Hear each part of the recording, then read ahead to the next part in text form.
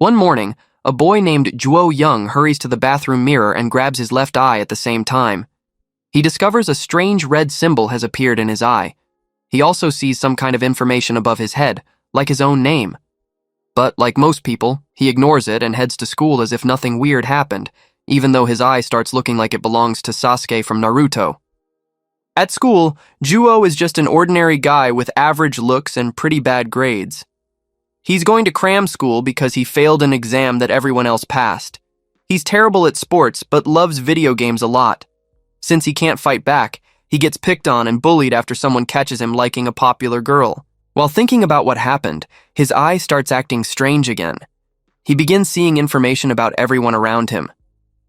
Juo wonders if this is happening because he's been playing too much ranked Valorant, but the details are too real to be fake. He can see people's names and ages clearly, but he doesn't notice other stuff like difficulty or interest. Then he sees that the info about girls is more detailed than the guys. Sadly, he notices all the girls' interest in him is at 0. This makes him feel bad, thinking he's super boring. Eventually, he gets over it and spots the popular girl, Kim Ran, with 2 cool guys asking her out. His friend Park Jawoon asks if he wants to play Tekken later, but Juo says no because he has to study. Suddenly, his special eye turns on again, and he looks at Ran. To his shock, her interest level is now at 1. He stares at her, unable to believe the school's queen bee might actually like him a tiny bit. Ran catches him staring and calls him out, asking why he's looking at people with such creepy eyes. The whole class turns to watch them. Juo freaks out and says she's imagining things. She gets closer and asks if he's calling her a liar, while Juo yells that she caught him staring at her armor.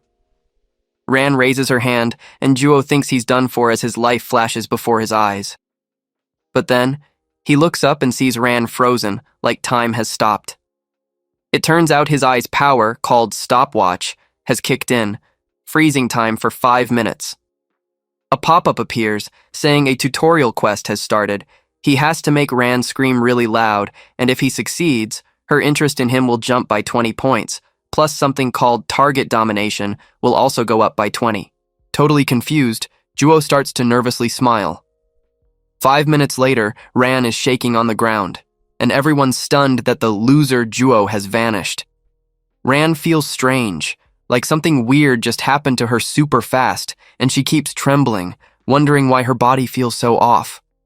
Meanwhile, Juo is somehow back home, muttering that things could have gone totally crazy. During the 5 frozen minutes, Juo finished his quest and zipped back home in an instant. When he got there, his eye sparked up again, and messages popped up saying he'd leveled up. With this new level, he unlocked a skill called Eye of Incubus. Then another message told him to check his status window, which appeared like a game screen full of info about himself. He noticed his stats were pretty weak, even though he had a cool nickname. Soon, another message showed he had 2 unfinished quests. Curious, he tapped the screen, and it opened a list of his quests, one about boosting his strength, and another about conquering. Juo groaned about the strength training quest but brushed it off, excited that his time-freezing power could turn him from a loser into a strong guy. His celebration got cut short when someone behind him said, "Excuse me?" He turned to see his red-headed neighbor next door. Juo was stunned to realize a pretty girl lived so close, and I was just as surprised to learn he lived alone. He asked why she was there, and she told him to quiet down because she was studying for exams. While they talked, Juo realized he could see detailed info about people now, but he couldn't because he didn't have enough me. Confused, he sighed and started messing with his eye, adding points to me while ignoring his neighbor standing right there. This unlocked extra details about her, Park Nami, like her measurements and single status, making Juo smirk at her for scolding him. He activated stopwatch level 2 to freeze time again, and he grew a couple of inches taller, proving he could really control time.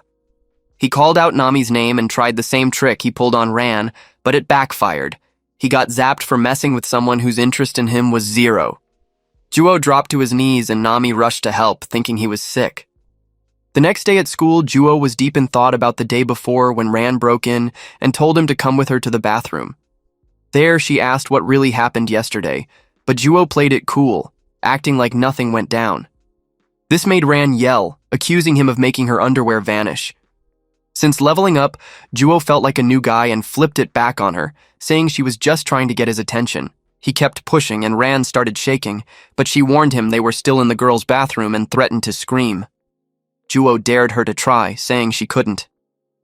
When Ran opened her mouth to call his bluff, Juo used his eye to freeze time again. Moments later, Ran was alone and couldn't speak. Turns out Juo could now turn a person's mind on or off. He popped back in and asked if she was even a little shocked.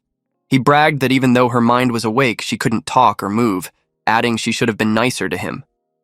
Juo pulled her close and said he was like a demon king from games or anime.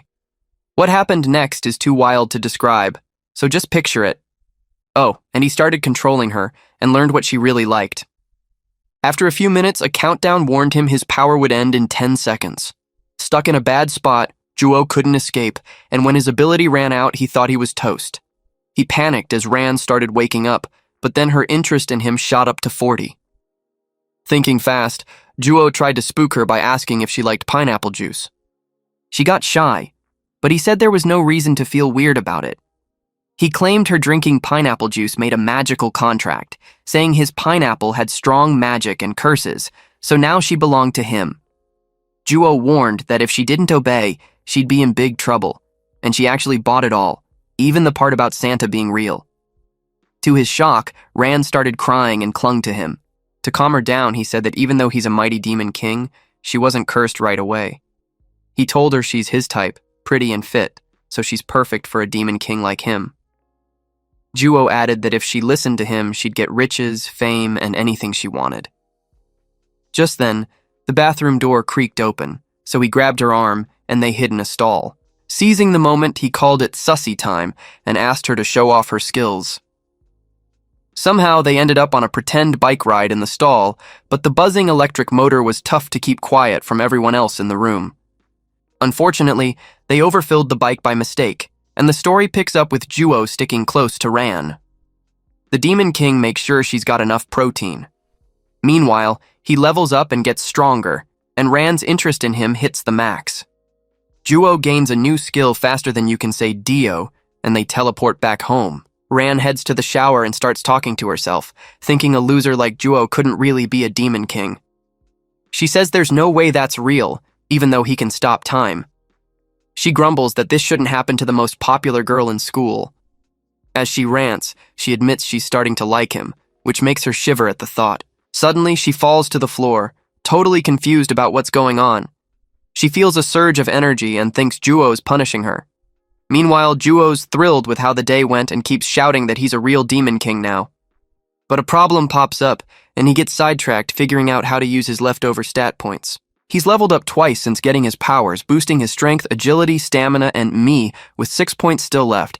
He tries putting 2 points into strength, and abs start showing up on his belly. Now he's stuck wondering if he should dump all his points into strength to get super buff like Arnold, or save some for me to improve his skills. Then a notification says Ran's thinking about him even though he didn't sneeze. Another pop-up asks if he wants to use soul connecting, and like clicking yes in a game queue, he hits it fast. A dark circle appears under him, taking him straight to Ran, but now he's invisible, like a sneaky fart. He scans the room and sees Ran collapsed right next to him. He tries to help, but she thinks she's hearing voices, not knowing an invisible guy is there. Thinking she's about to get punished, she starts apologizing, but it backfires. Juo hears her trash-talking him. She begs more, but he just asks if she's okay. She says she's feeling really hot, though Juo knows what she really means. He tells her to fix it herself before ordering more pineapples. Somehow, she picks up French and says, "Pardon," so Juo turns into a cheerleader and tells her, "Just do it." She listens, scared of making the Demon King mad. While Juo watches, she randomly learns French again, so he helps her with some romantic French words, pretending to be a jackhammer. They get interrupted by a ringing phone but try to ignore it. The phone rings again, and Juo checks it. Turns out some simp is texting her. The next day, Juo is back at school, starting to realize he's got some pretty cool powers and his stats are getting better. As class begins, he sees the same classmates, but now the girls who didn't care about him before are slowly showing interest, one by one. To his surprise, one girl even says, "Good morning," as she walks by, and he mumbles an awkward reply. Moments later, he hears another girl say he's starting to look cute. In just 2 days, he's gone from a nobody to someone a girl actually wants to sit next to. Shocked, he freezes when she asks, and she has to ask again because he doesn't answer. Finally, he manages to say, "Of course," but he still acts like his old shy self. Luckily, something wild happens, like the Fire Nation attacking, and his eye powers kick in again. This time, he checks out Park Ne and sees her interest level is at 8. Like in every anime where the hero builds a harem, he uses his powers without thinking twice and takes a closer look at her. He starts searching for pillows because he's got sneaky ideas, but he finds out she's super innocent. While everyone's frozen, he talks to himself, but suddenly he gets hit with a penalty for her low interest. He half expected this since the tutorial's over, and he hopes for a new domination quest to pop up. But when time unfreezes, nothing happens, and he's let down. Ne snaps awake, feeling off but steady, and notices Juo staring at her.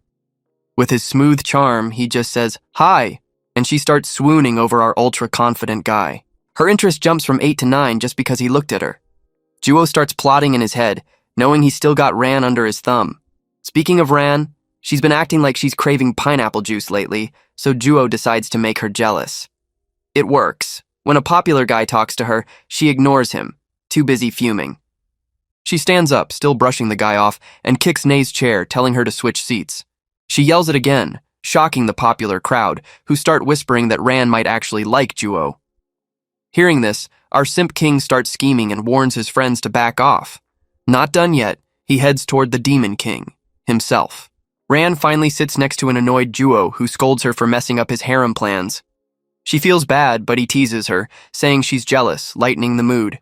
Then he comforts her, saying she's his first, so she shouldn't worry too much, and Ran feels a bit better. Juo asks Ran if she followed his orders from last night, and she says yes. Turns out he picked her outfit, and she's missing a few things. Then Juo stands up to leave the room, but a simp blindsides him, knocking him down. The simp calls him a loser, but Juo secretly uses his trump card. Ran gets mad at the simp while Juo taps into his inner power. He takes a strong stance, like an earthbender, and gets back up. Now the simp's in trouble. Juo starts trash-talking the blonde guy, Yoongjun, and his eye powers kick in. He sees Yoongjun's strength is only 7, so he teases him, calling him a weak little boy. With a quick punch, Juo sends Yoongjun flying across the room. Amazed at his own strength, he whispers to himself that a few more levels will turn him into Superman. Like a true king, he tells Yoongjun he only seemed weak before because he was playing with him. Meanwhile, Ran's buzzing with excitement, watching the old loser Juo become a real man. Juo spares Yoongjun and tells him to follow him outside. Ran sticks by Juo's side, while Yoongjun trails behind, confused about what's going on. He asks why Juo brought Ran too, and Juo says he just wanted Yoongjun to see something cool. Juo pulls Ran close and makes Yoongjun watch, sparking jealousy. Ran starts following Juo's orders, leaving Yoongjun stunned. Juo keeps giving commands, and Ran happily goes along with them. Yoongjun looks like he's about to lose it, like he needs a bathroom break. Things heat up so fast, it's like watching a rocket take off. Yoongjun ends up looking like a Teen Titans character and tries using his own powers, going all in. But instead of facing a big punch, he gets kicked hard and goes down fast. Juo mocks him in an Australian accent, saying, "Oi," and that's when things get serious. He uses his eye again, freezing Yoongjun in place. Juo combines his skills, forcing Yoongjun to watch him and Ran together. This is where the story shifts into a wild new vibe that's up to your imagination. I feel bad for Yoongjun, so we'll skip the part where Juo acts like a jackhammer. Turns out Yoongjun never stood a chance from the start. When he hears this, his spirit breaks even more. Meanwhile, Ran gets thrown to the ground like a toy, and Yoongjun looks totally hopeless. Suddenly, a notification pops up saying Juo did something bad, earning him extra stats. Energy surges through him, boosting his charm and MP too. The next day at school, Juo and Ran show up, and after yesterday's chaos, Juo's popularity has exploded. After taking down the top guy, girls are now into him, while the boys are jealous that a former nobody is stealing the show. He even unlocks a new skill called Dignity, which puts heavy pressure on anyone weaker than him. Now the guys who used to tease him can't even look at him. Meanwhile, Jungjun's gone missing, but Juo spots Naun and senses something's off, and not just because he's there. Naun starts shaking like she's seen a celebrity, so Juo walks over to her. Of course, Ran gets jealous, noticing the Demon King's checking out someone else. When he sits next to Naun, she stumbles over her words, so he uses his eye and sees her interest level jump to 31, with her difficulty dropping super low. Shocked by the high number, he starts plotting how to win her over. They chat about yesterday, and just as he hoped, a domination quest pops up. He plays it cool but slips up by saying her name before she tells it to him. He covers it by saying he's into her, which is how he knew, while Ran looks more and more annoyed. After school, he invites Naun to his place, proud he hasn't even needed his powers yet. When they get there, he takes her hand and leads her inside like a gentleman. After a quick shower, he finds Naun nervously sitting on his bed. He tells her she's the first girl to visit his house, and after some small talk, he moves in fast like a snake. No powers needed. He turns into a jackhammer again, and the rest is a blur. Later, Joe explains to Naun that he's not dating Ran, so everything's cool. He uses his powers and learns Naun likes strong guys like a gorilla. He plays that up, watching her interest skyrocket like crazy. Like in a game, he maxes out her interest bar and finishes the domination quest in no time. Right after, Juo gains more power as his stats climb higher. He smirks, thinking it was too easy, and asks if she wants a banana for some potassium. She gets excited, but he says nah, he's gotta run to the store. Naun mutters something in French, annoyed, and Juo freezes. He forgot his phone with Duolingo to translate. Lucky for him, Naun's ready to teach him some romantic French. They get into the lesson, but it gets loud, and the whole neighborhood hears them. Tired of the noise, he uses his eye to download Naun's deepest secrets into his brain. Then he takes off her glasses so she won't get a headache. He turns into a jackhammer again, unlocking a skill that messes with someone's mind after every hit. He accidentally uses it on Naun, and she goes wild, but he rolls with it. The new skill makes things even louder, and his red-headed neighbor starts getting mad. Eventually, Nami bangs her desk and gets ready to face off with our Demon King. She storms out with her fist clenched, not knowing Juo's busy sharpening his skills.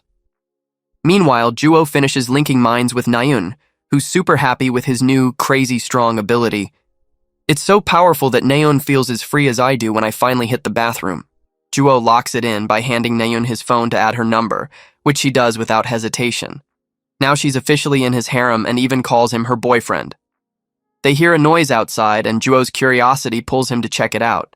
He opens the door and finds Nami, his neighbor, who sarcastically reminds him she lives next door. She's thrown off when she sees Juo's gotten buffer, stumbling over her words as she gets flustered by this future king. Nami starts trembling, totally confused about what's happening to her, so Juo asks if she's okay.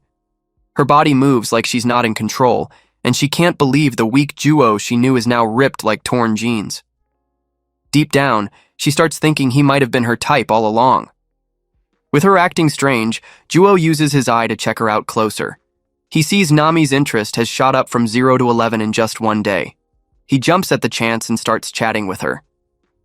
She shyly tries to mention the loud noises from earlier, but can't get the words out in front of this top-tier guy. Suddenly, Naun peeks around the corner, shocking Nami by calling her sister. Things flip fast. A new domination quest pops up, and Nami's gone from chill to hostile in seconds. Nami steps out like she's from another planet and sharply says, "Can we talk?" Fast forward to a coffee shop, where Juo's stunned to learn his neighbor is Naun's sister. A flashback shows Nami yelling at Naun to go home, then dragging Juo along, landing him here with an angry redhead. Even though Nami's mad, a quest appears. Win her over in 1 week for a huge reward, 3 levels and 10 extra charm points. With such a big prize, Juo starts plotting, since Nami's his type anyway. He zones out dreaming, but Nami snaps him back by shouting. Another notification warns that if he fails, he'll lose his powers. In 2 seconds, Juo goes from daydreaming to freaking out, not the fun kind of edge. Helpful tips pop up, saying Nami won't gain interest while she's mad, making Juo nervous as she keeps scolding him. All he can think about is how to turn this around and finish the quest. He sips his drink nervously until he can focus, only to hear Nami demand he never see Naun again. Juo blurts out a confused why in French, leaving Nami speechless and not in a good way. She slams the table and says Naun needs to focus on studying, not distractions, since she's in a repeat school. Her rant gets so loud she accidentally helps Juo by embarrassing herself in public. Everyone nearby stares, and without Juo doing a thing, Nami's humiliation level hits 8. After her outburst, she excuses herself and heads for the door. But Juo stops her by speaking up, deciding to rile her up more. He says there's no way he'll leave Naun alone, wagging his finger with sass. Nami spins around furious, but Juo stands and uses his powers, seizing the moment. He's got 10 minutes to pull off his plan. He starts by explaining to a frozen Nami that just because he and Naun were together doesn't mean they're dating, catching her off guard. Nami mutters something back even though she can't move much, which surprises Naun. A pop-up shows up saying Nami's fighting Juo's powers a bit while she's yelling at him. Still, she can't win, so Juo leans in and asks how she wants him to fix things. He starts throwing insults at her, but they're true, and he's just keeping the vibe chill. Nami's stunned by what's happening, but Juo casually says she's his type. He goes full Demon King mode and tells her if she doesn't want him around Naun, he'll hang out with her instead. He starts checking her out like it's a yearly review, but she fights back, strong enough to weaken his powers a little. She asks if he's lost it, but Juo just plays innocent. She warns him she's training to be a lawyer and he'll regret messing with her in jail. Juo tells her to look around. Everything's frozen, and no one, not even fancy cameras, can catch what he's doing. Pineapple juice was all over this scene, but as time ran out, he finished the quest and got a small stat boost. The next day, Juo's getting stronger and jokes he's a fun guy like a mushroom. In just 3 days, his stats have shot up big time. If this was a game like Blox Fruits, he'd be close to mythical status. With his strength over 10, he's packing on more muscle. He used to mess around, but now he's thinking he might actually become a real Demon King. His thoughts get cut off by sandal footsteps outside. He guesses it's Nami. He's right. His fiery neighbor slams her door hard, and he figures she's mad, probably not over that time-freezing trick he pulled. Then, bad luck hits. Juo's out of cash. He whines to himself that he's broke, even with all his wild powers. Instead of using his abilities for good, he thinks about calling Ran for food, but decides it'd hurt his pride. Then he remembers he can stop time and rushes to a nearby store. He hesitates, knowing stealing's wrong, but somehow everything else he's done doesn't count as bad to him. He activates his powers and steps inside with 5 minutes to grab what he needs. He snags some ramen but trips over a frozen part-time worker stocking drinks. It's a K-pop idol trainee, and he gets distracted. Anyone into New Jeans? He tries to touch her without checking her interest level and gets pushed back by his own powers. Grumbling, he leaves the store, recalling a wise saying, as long as there's a chance, he's got a goal like in any good anime. He checks the time. 30 seconds left before everything unfreezes. He barely makes it out as his powers fade, relieved but annoyed. He mutters that if that idol hadn't distracted him, he could have grabbed some Kit Kat ice cream too. A notification pops up, saying Juo did something naughty again. Instead of getting punished, Juo gets a big pile of experience points and an upgrade to his main power. He's stunned. His idol Dio trained hard to freeze time for just seconds, but in a few days, Juo can stop it for over 10 minutes and pick who stays frozen. He mutters to himself that becoming a Demon King might actually happen. Later, he gets 2 alerts at once. Ran and Naun are both thinking about him, which calms him down a bit after his K-pop idol run-in got him all worked up. He's stuck choosing between them, but then decides he doesn't need either one. A second later, he grabs his phone and calls Naun, craving some clear-headedness after his banana moment. He tells her to rush to his place, saying it's the master's orders. When she arrives, Juo's munching a sandwich while Naun's eating his ice cream. Right then, Ran races up the stairs and bursts into Juo's apartment, asking what he needs.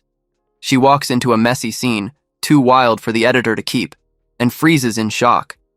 Naun, caught in the act, can't answer without choking. So an angry Ran yells, "What are you doing, stepmaster? I mean, Naun?" With no reply, Ran's fury takes over. She puts on imaginary boxing gloves and kicks Naun hard, asking if she's lost her mind. Juo tries to calm Ran down, but she snaps at him to shut up, a big mistake. Nervous, Juo says she should listen since he's the master, but Ran, like in a cheesy romance flick, says a woman has to fight for her man. She keeps shouting at Naun until Juo's had enough and steps in. He tells Ran she's getting too full of herself, snapping her back to reality. He points out she's late and questions why she's talking so much. Ran apologizes, saying she was late because she wanted to look good for him. Juo pulls her close and says that's no excuse. He doesn't care about makeup or clothes. With smooth charm, he tells her to be like his favorite pizza. Nothing on it but pineapples. Naun, right there, asks if he means right now, annoying Juo a bit, but Ran goes along with it. Still not happy, Juo tells her to do squats so he can check out her rear guard. She does a bunch, and Juo pulls her onto his lap. After that, it's all good. Ran teases that he's mean, and he admits it was punishment for earlier. He introduces the girls and tells Ran not to fight Naun anymore. Ran agrees fast, but Juo sees she's still jealous of Naun's banana eating. He reassures her she's his first and not to worry. Then he asks Ran for a favor, which she's quick to accept. Turns out, he wants her to teach Naun some special skills. He says Ran's bike riding experience makes her perfect to teach a beginner like Naun. Ran gets mad fast and smacks him, leaving Juo confused. She says he deserved it for how he worded it, then asks what he wants her to teach. They end up doing a full lesson on how French became the language of love. Through it all, Naun picks up basic French with Ran's help. A hidden quest pops up, make both girls happy at once, and if he nails it, his power level could top 9,000, beating out Ash Ketchum. With the quest on, Juo rushes to finish as Naun hits the finish line in a flash, letting him complete it. 2 notifications pop up, giving Juo a new skill called Girls Link, along with extra stat points and more MP, like in a gacha game. Another hidden message says his incubus power leveled up, unlocking a passive ability called Weakness. As he grabs his new powers, Santa takes over his soul for a few seconds. After, he whispers a thank you in Naun's ear while still acting like a jackhammer. Mid-cosplay, his new weakness skill kicks in, showing glowing spots on bodies, weak points for total chaos. Juo goes full demon mode with these overpowered tricks, muttering that it's basically cheating. He decides to try Girls Link, letting him share Naun's feelings with someone else who has over 20 interest. Turns out, he can only link her with Kim Ran or Park Nami so far. He picks Ran instead of Nami, and the skill works perfectly. Sorry, you'll have to skip a whole spicy chapter. The girls feel like they just won their first Fortnite game. Meanwhile, Nami's in her room, studying and getting mad at Juo, wondering if he can really control time. She thinks about reporting him to Riot Games, but knows people would call her nuts. Remember how Juo didn't link Nami with her sister? Well, the sneaky Demon King does it the next day. Nami jolts awake, thinking everything was a dream, but Girls Link makes it hard for her to move, thanks to Juo's power. She freaks out when she sees it's past noon and she hasn't studied, muttering that she's toast. Her door creaks open, scaring her like a Roblox door's jump scare. Instead of getting ready to fight, Nami just asks who's there. Lucky for her, it's her sister Naun calling out. But when she gets closer, Nami's nightmare comes true. Juo's there too. She feels ashamed seeing him, and he casually asks to come in, making Nami yell at him to leave or she'll call the cops for breaking in. Naun steps in, telling her to chill, but Nami snaps, using her full name. Things are getting serious. Nami throws insults at Juo, but Naun just grins creepily and says, Juo's her master now. Nami's stunned and demands to know what's up. Naun says she's introducing her master to her sister, and that Nami will get it once she joins the fun. This is when you'd expect dramatic music. Nami's worst fear is unfolding. Naun tells her sister she's sure Nami will love what's coming, leaving Nami convinced her sister's too far gone. Meanwhile, Juo claps for Naun, praising her for explaining it so well. He activates his eye, saying they're here to play. Not like Warzone, though. Nami feels chills like she's in a scary movie, but shakes it off and warns Juo not to come closer or she'll get serious. Juo tells her to relax, but like in every twisty anime, he grabs Naun instead. Turns out they're not here for Nami, they're just showing off their new relationship with Sass. Juo tells Naun to cosplay a beach girl and take it even further. Naun agrees instantly, no hesitation, even with Nami right there, frozen like a stubborn stain after Taco Bell. Juo's thrilled with Naun's wild obedience. It leaves him speechless. He pulls Naun closer, and they act like two wacky peas in a pod. Nami starts trembling at the scene in front of her, powerless except to yell at Juo to stop. Her shouts don't faze Juo or Naun, as Juo's demon powers completely pull Naun in, making her even happier than before. Things heat up fast, going from calm to wild in no time. Nami's so shocked she can't even speak anymore, giving Juo the perfect chance to turn up the drama. He coldly blames Nami for how Naun's acting now. Then Naun pipes up, asking if Nami joined their sussy gang. Would she outrank her? Juo says yeah, Nami would be number 3, while Naun's number 2 on the list. With that settled, Naun aims to climb to the top like she's scaling a mountain. Juo teases Nami, asking if she had fun yesterday, making her realize he was behind it all. If you forgot how spicy this story gets, Juo's quick to remind us by using his linked powers. In seconds, Nami's hit hard, like a ship sinking from a burst pipe. But Juo doesn't stop. He turns into an iceberg, finishing her off like in Titanic. Long story short, they mess up her bed and study space in all sorts of ways. Naun goes wild, heading to Alabama mode, and it turns out she's had an inferiority complex this whole time. Nami's left wrecked with no one around to help. Then, Protein Man Juo shows up with milk buckets, using his weak point skill like a pro. In the end, Juo finishes a hidden quest, earning 5 random bonus stats and fully dominating his target. He levels up from the chaos, boosting his charm by 10 and unlocking a secret new skill we don't get to know yet.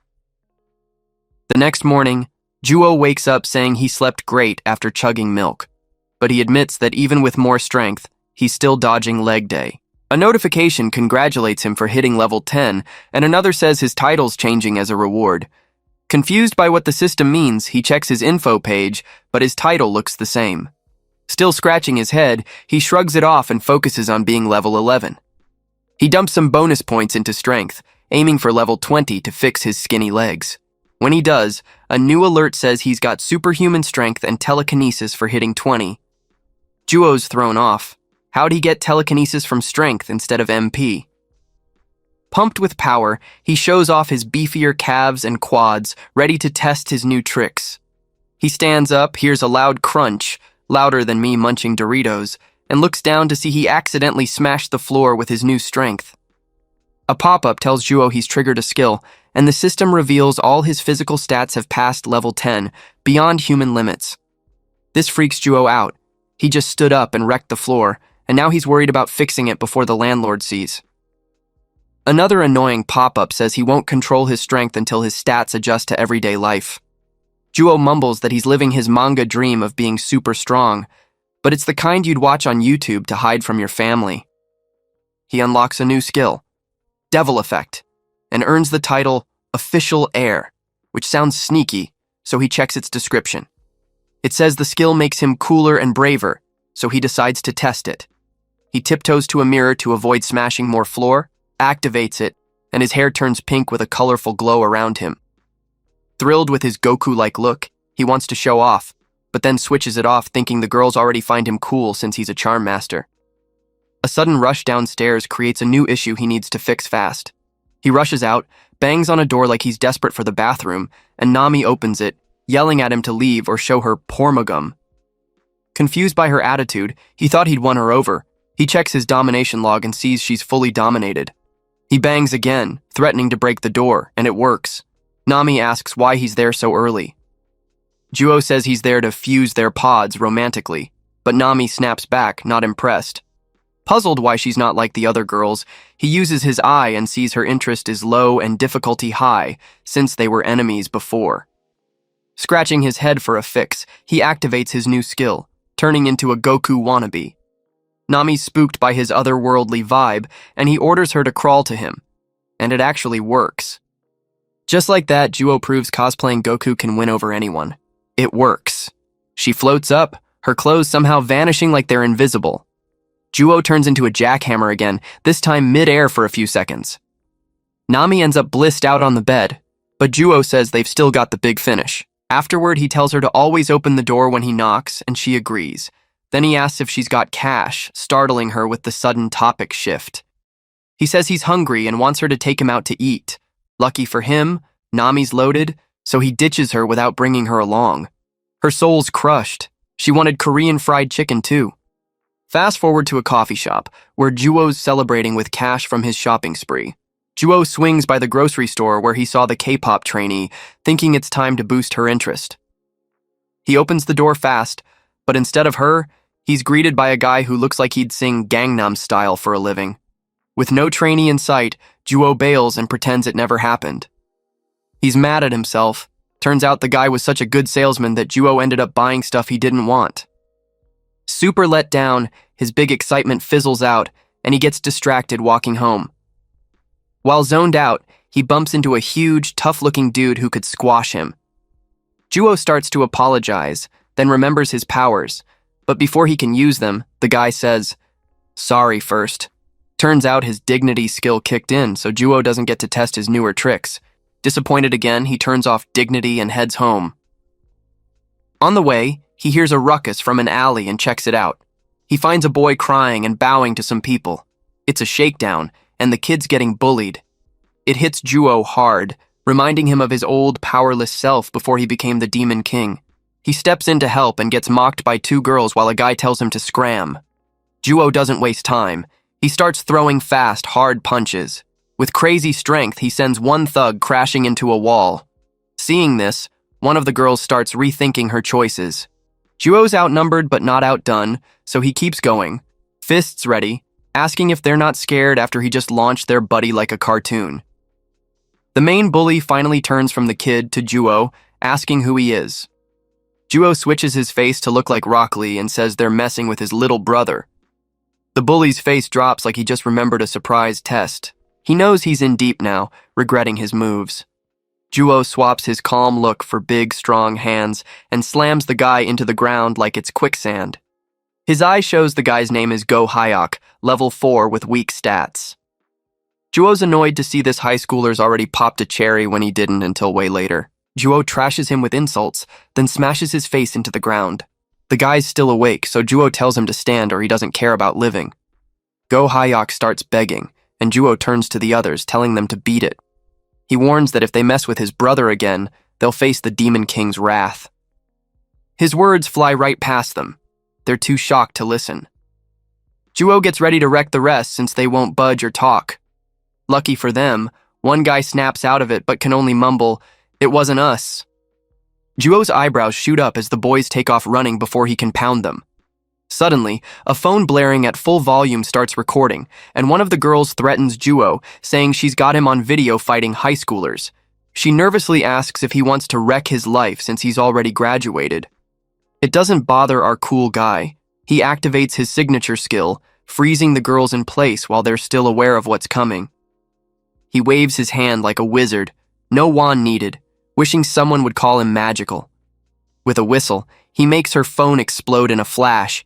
Then he kicks on his devil effect skill, glowing green and purple like a superhero, calling out to Trunks. The girls, stuck but awake, start asking what he even is. In a split second, Juwo gets in her face and asks if she wants to get wrecked for being braver than the guys. She switches gears fast, crying and mumbling apologies. Juwo's caught off guard and feels bad as she breaks down from just one threat. A notification pops up. Kang Ji, he's interested in him, hits 100, freaking him out a bit. He glances left and sees another alert. Yun Ming Young's interest is also at 100. Juwo's baffled why these girls are into him now, then figures they're into tough bad boy types who can fight or play rough. Nervously, he wonders why they'd fall for him with danger so close. He pulls them shoulder to shoulder and tells them to come back next year since they're still students. Turns out Juwo's got some standards now. He leaves them behind, waving as he walks off into the sunset, telling the bullied kid Gungwon to follow him home. They walk in silence, and Juwo can't believe he just turned down 2 girls. A new notification hits, saying he lost 3 stat points for doing good deeds, bumming him out. Right then, Gungwon taps his shoulder at the worst time, and an annoyed Juwo spins around, demon vibes on full blast. Still, Gungwon bows and thanks him, unfazed. Juwo brushes it off, saying it's no big deal, and tells him to avoid getting beat up next time. Gungwon doesn't leave, though. He invites Juwo over for free food as a thank you for saving him. Food's all it takes to hook Juwo, so they head to Gungwon's place. When they get there, The smell and sight of tasty food welcome Juo like a hug. But it's not just soup on the menu. Gungwon's mom greets him too, and Juo's face twists like he's holding something in. Could be a spicy chapter ahead. She tells him to eat up, and Juo checks her info. Somehow this restaurant lady already has 40 interest in him. She says to enjoy, but Juo's mind is elsewhere. He takes a bite, but his expression shows he's torn. Not the MSG making him drool, but his wild thoughts. Gungwon snaps him out of it, asking if the food's good. Juo comes back to reality, praising the meal, though he's still distracted by something else. Gungwon's mom thanks Juo for liking the food and says he doesn't have to be shy if he doesn't. Juo jumps in, insisting he's not just being nice, the food's genuinely good. Then, bam, a domination quest pops up, promising tons of experience points depending on how far he gets. For the first time, Juo's freaked out by a quest, feeling low since it involves a married woman.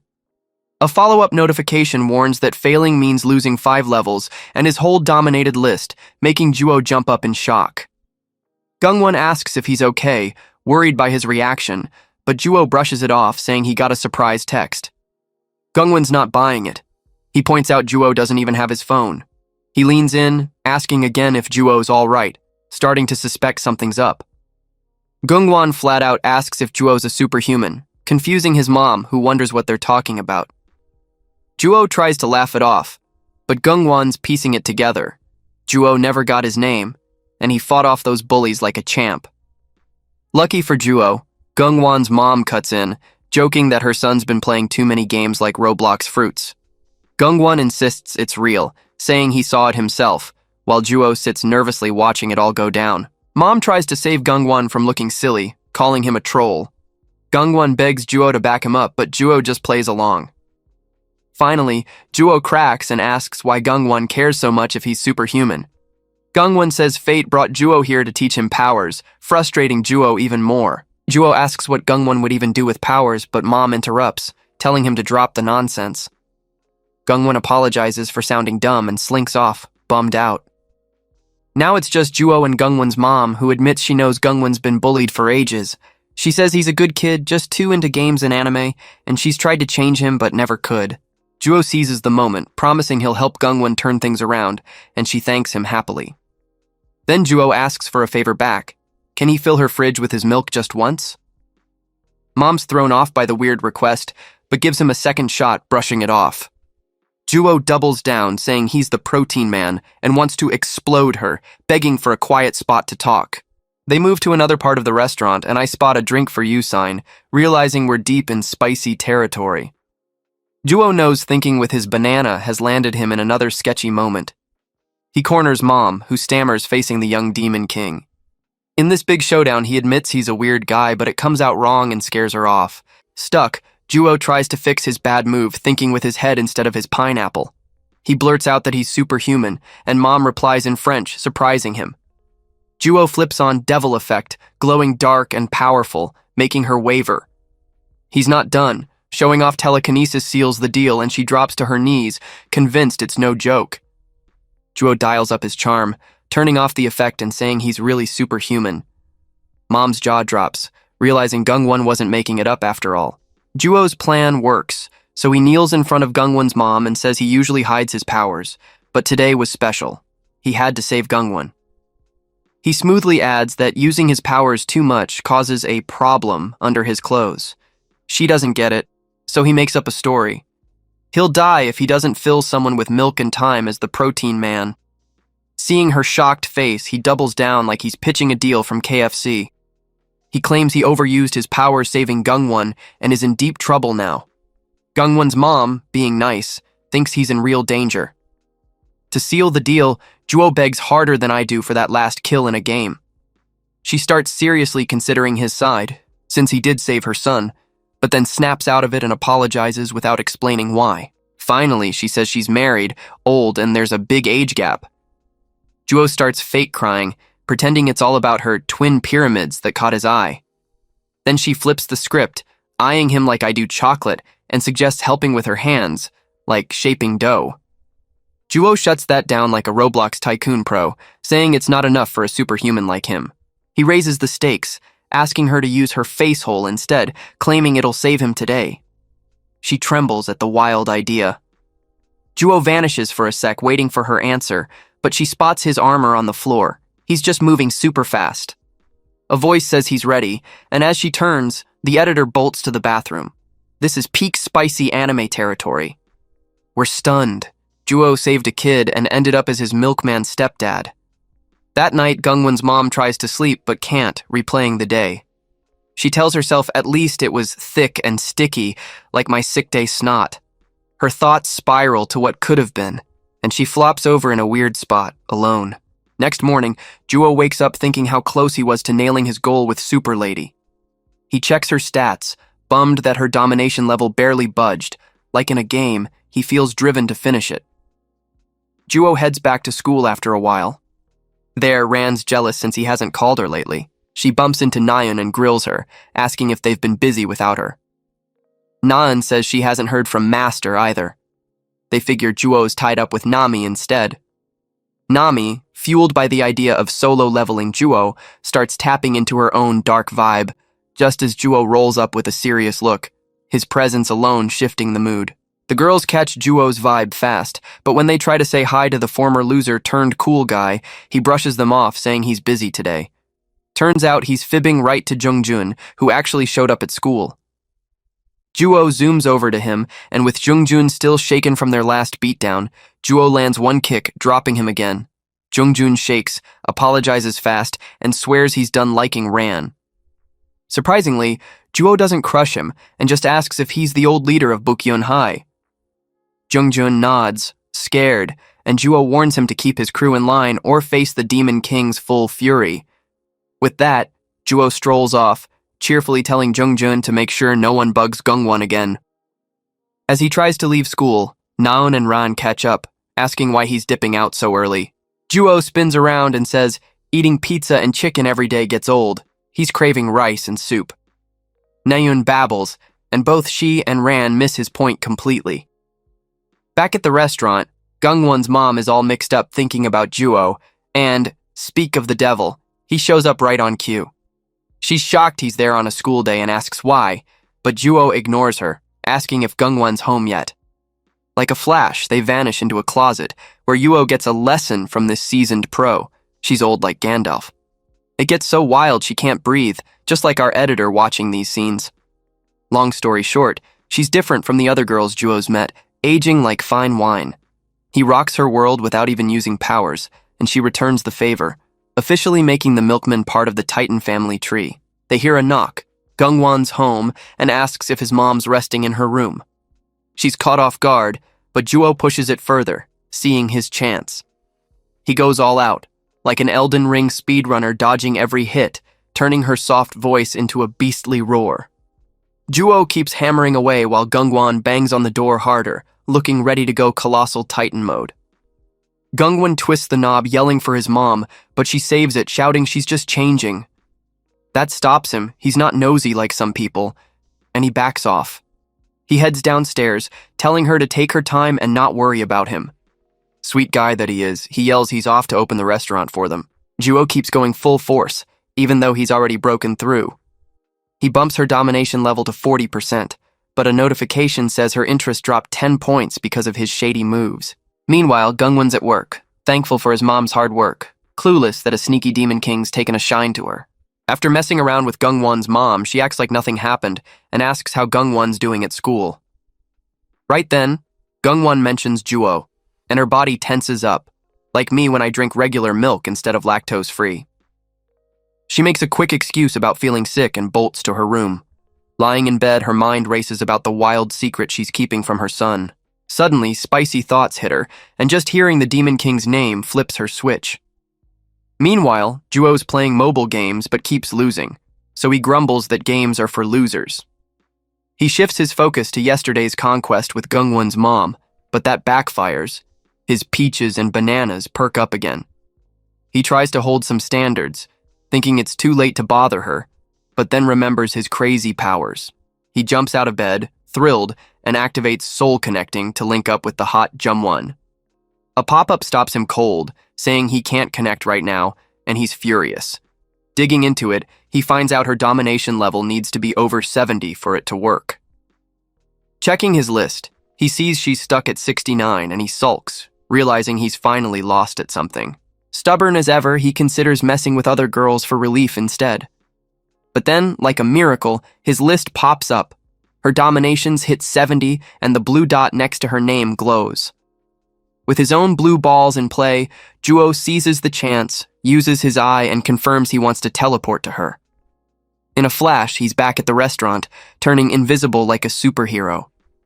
He spots Jumwon thinking about him while doing some shady stuff, and he's instantly pleased.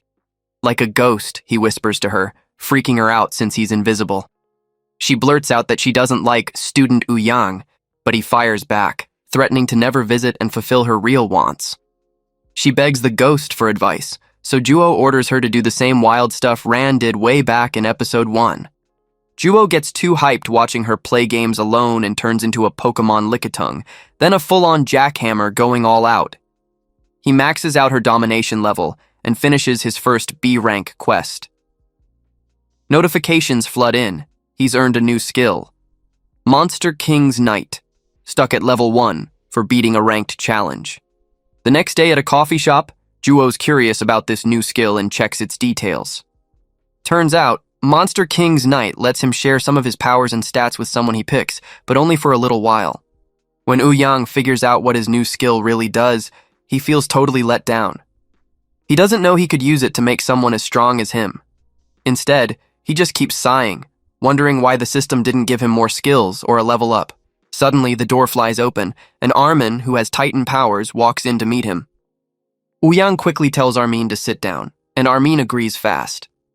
It turns out Ouyang wants to test his new skill on Armin, pretending to teach him superpowers. But since Ouyang is broke from Matt using time-stop powers elsewhere, he asks Armin to grab them some coffee first. After getting his coffee, Ouyang shares his plan to teach Armin superpowers, something Armin had been begging for days. Armin is shocked, thinking he can finally live as a powerful blocks fruit user. He gets loud, refusing to believe he's about to awaken a donut power. Ouyang shuts him down quick, warning him to be quiet, or everyone will figure out who he really is. Once Armin calms down, Ouyang explains 2 big rules for gaining superpowers. First, Armin's goals have to match what Ouyang wants. Second, he has to be naturally good at using them. With the rules clear, Ouyang stands up and asks why Armin even wants superpowers. Armin says he needs power to protect his mom and sister. Ouyang gets curious when Armin mentions his sister. Things get weird when Armin starts talking about how hot his mom and sister are. Ouyang, now interested, asks more about his sister. Armin reveals she's Choi Nana, a K-pop idol trainee from a big company. Ouyang suddenly remembers that name. Choi Nana is the part-time worker he's been chasing all along. He starts talking to his inner demons, stunned by this news. Armin keeps going with his sad story, saying his family gets picked on by other guys because he's too weak to stop them.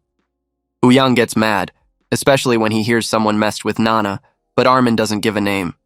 Armin adds that kids at school bullied him for being Nana's brother, even editing her pictures to make her clothes vanish. Ouyang, now furious, stops Armin from talking more. Demon energy starts leaking out of him as he tells Armin to forget everything he just said. He calls Armin a loser and asks what superpower he wants, bragging that he can give him anything. Armin, amazed, asks if Ouyang can stop time. Right then, the world freezes around them. People's faces even start to fade. Armin turns to Ouyang like a champ, and Ouyang smirks, saying, "Does that answer your question?" But when Armin asks if he's a god, Ouyang bonks him on the head for the dumb question. Getting annoyed, Ouyang tells Armin to pick a power fast or he won't teach him anything. Since Armin's taking too long, Ouyang decides to choose for him. He uses his special eye to check Armin's skills and sees they're worse than his own were long ago. Nervous but determined, Ouyang activates Monster King's Knight, sending a red flash of power into Armin. A pop-up congratulates Ouyang for making Armin his first knight, lasting a week. Another notification says Ouyang unlocked a new skill, Ravaging Hands, at level 1. Looking closer, he sees Armin gain some strength and a new power, telekinesis. Ouyang tells Armin he shared some strength with him, but it'll only last a week. They start practicing Armin's telekinesis on a cup. Armin focuses hard, stretches his hands, and moves the cup with his mind. But after one try, he collapses from low stamina. He recovers just as Uyang's about to leave, then asks if getting stronger will make him popular with girls. Uyang perks up at the sudden topic shift. He starts thinking Armin might actually be a prodigy in the making. Choi swayed a bit and said he felt dizzy. Young told him it was normal for a beginner. He advised Choi to practice with small things and build up his stamina. Choi nodded and thanked him. Then he shyly asked if having a superpower would make him popular with girls. Young laughed and said he knew Choi was pretending not to care. Choi admitted the girls at school talked about Young a lot. Young smirked and said his rough attitude was why they liked him. Choi didn't get it and asked what he meant. Young decided to prove it and called a girl named Nami. He told her to come to the cafe right away. She showed up fast, dressed up nice, and asked why he called her. Young teased her about looking good for him. Nami got flustered and denied it. Young turned to Choi and said this was proof girls liked him even when he was mean. Nami snapped at Young for talking nonsense. He ignored her and made a crude comment about her looks. Then he smacked her on the backside, surprising Choi. Nami yelled at him for doing that in front of Choi. Young just laughed and told her to sit down. He reminded her of something he'd ordered her to do when he called. He demanded she prove she'd obeyed him right there. Nami hesitated because of the crowd. Young didn't care and told her to do it anyway, leaving Choi stunned. Young grinned slyly and kept teasing Nami in front of Choi. He checked something and asked if she'd been obedient. Nami muttered that he just wanted to see for himself. Young pushed his teasing further until Nami's face turned bright red. Choi noticed and asked if she was okay. She brushed it off and said she remembered something from home. Young smirked and realized he hadn't introduced them. He told Choi this was his girlfriend, Park Nami, and told Nami that Choi was someone he knew. He bragged that Nami was older and studying law at Korea University. Choi nodded and said Nami was as pretty as his sister. Young laughed and said he was surrounded by beauties, so he wasn't sure. He boasted about how lucky he was to have such a great girlfriend. Choi felt a strange, anxious twist in his stomach. He excused himself to the bathroom. He wondered if he was nervous or just needed to pee. Young waved him off and said to go ahead. Choi apologized and hurried away. As soon as he was gone, Young stopped time with his stopwatch ability. Young let out a relieved laugh and said he couldn't hold back anymore. He told Nami to come closer and do something very private. He teased her for acting surprised when she knew it was coming. Nami protested that it was sudden and they were in public. Young reminded her she'd worn something revealing like he asked.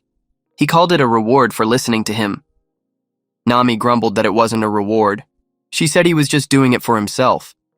Young ignored her complaints and went ahead with his so-called reward. Choi lay in bed unable to sleep. He kept thinking about the strange noises he heard at the cafe. He wondered if Young and Nami really did something wild there. Nami didn't seem innocent to him anymore. The idea of her and Young doing bold things in a crowded cafe stuck in his head. He told himself it was just his imagination running wild. Those noises happened when he couldn't move his body. Ever since then, weird thoughts wouldn't leave him alone. He tried to shake it off since Young and Nami were adults, and it wasn't his business. He remembered seeing a game-like panel flash before his eyes. It vanished when he could move again. He figured it had to do with Young's powers, but decided to stop overthinking it. Young had told him to train his stamina for powers. Choi chose to focus on that instead of weird ideas. He planned to exercise until he was tired enough to sleep. The next morning, Choi got ready for school. He told his mom, Jungwoon, he was leaving. She smiled and told him to be safe. At school, Choi felt surprisingly good despite no sleep. A bully named Hyukjin bumped into him by accident. Choi apologized, but Hyukjin cursed and threatened him. Hyukjin raised a fist but stopped and told Choi to go. He grumbled that seeing Choi made him mad. In class, the teacher reminded everyone to study hard for the upcoming CSAT. Choi thought Hyukjin let him off easy. He guessed it was because Hyukjin feared Young. He daydreamed about being a strong guy like Young. He glanced at two girls laughing nearby. One was Min Young, who seemed happy today. Choi wanted to get closer to her and remembered Young saying girls liked rough bad guys. Meanwhile, Jungwoon sat at home feeling restless. She hadn't slept either, thinking about Young all night. He hadn't visited yesterday, and she wondered if he was better now. If he was fine, he might not come see her anymore. She felt silly for buying new clothes just in case. Suddenly, Young burst through the door demanding soup. Young-woon quickly served him a bowl. He ate fast and looked upset. She wondered if he was okay but stayed quiet. Young swallowed a spoonful and stared at her. He asked if she did something to him. Young-woon blinked in confusion and asked what he meant. He told her to come closer. He said Choi had told him something troubling. Young-woon said she had no idea what he was talking about. Young explained he heard customers treated her badly. Some even bothered her in a personal way. Young-woon said it was a misunderstanding and just drunk people joking. Young scoffed at the word joke. He reached out and smacked her on the back. Young-woon yelped and asked what he was doing. He demanded to know if anyone else touched her like that. She shook her head and said it wasn't serious. Young's voice got hard as he said only he could do that. He told her she belonged to him. He said she needed discipline for letting it happen. Young-woon asked what she did wrong, looking lost. Young ordered her to stand there without clothes until he finished eating. He warned her to obey or face worse punishment. He started counting to 3, and she did as he said. Young had spent a long time punishing Young-woon harshly. He left her shaken and worn out. Later that day, things moved to the school classroom. The teacher stood up front teaching a math lesson. He wrote on the board and asked if the students could solve it. The class listened as he worked through the steps. It was all about finding the minimum value for a tricky equation. After class, Ran stomped around outside feeling angry. Young hadn't shown up again. She vented to her friend Na-young who stood nearby. Na-young told Ran to relax a bit. Ran snapped back and said she couldn't calm down. She complained Young hadn't talked to them in days or come to cram school. Na-young said the CSATs were close and she was worried too. Ran yelled that exams weren't the issue. She called Young's behavior suspicious and strange. Na-young asked what she meant by suspicious. Ran said Young hadn't bothered them in a while. She guessed he might have a new girl besides them. Na-young shook her head and said that couldn't be true. She pointed out Young already had Ran, her, and her sister. Ran called her dumb and said that wasn't enough for him. Ran decided she was done waiting. She planned to march to Young's house and set him straight. Na-young warned her Young told them to wait for his call. Ran didn't listen and said Na-young should stay obedient. She claimed as the main girl she could do what she wanted. Then she stormed off to find Young. Ran reached Young's house and stood at the door. She'd acted tough but now felt nervous. She wished she'd brought Na-young along after all. She muttered to herself about Young getting mad. Her hands shook as she stood there. She wondered if she'd made a mistake coming alone. Meanwhile, Young was inside his room working out. A glowing status window flashed in front of him. It gave him a random stat bonus out of the blue. He grinned and said he hadn't gotten boosts lately. His daily quests weren't paying off anymore. He felt lucky to get something now. Young thought about saving the points for Choi. He wondered if he should use them himself instead. He decided to bump up a stat manually. The window lit up again with a message. It said his agility and stamina passed 20. He earned 2 new skills called High Speed and Persistent Stamina, but then it said, Ability Lock sealed both skills. Young frowned and said he couldn't feel them. He grumbled that he couldn't even test them out. The window flashed once more with big news. All his stats had gone past 20. That unlocked 2 hidden skills, Milk Bust and Delicate. Young laughed and said those sounded fun. He wondered if Milk Bust meant something wild like an explosion. He thought about using it to mess with someone. Suddenly, Ran kicked his door hard and yelled his name.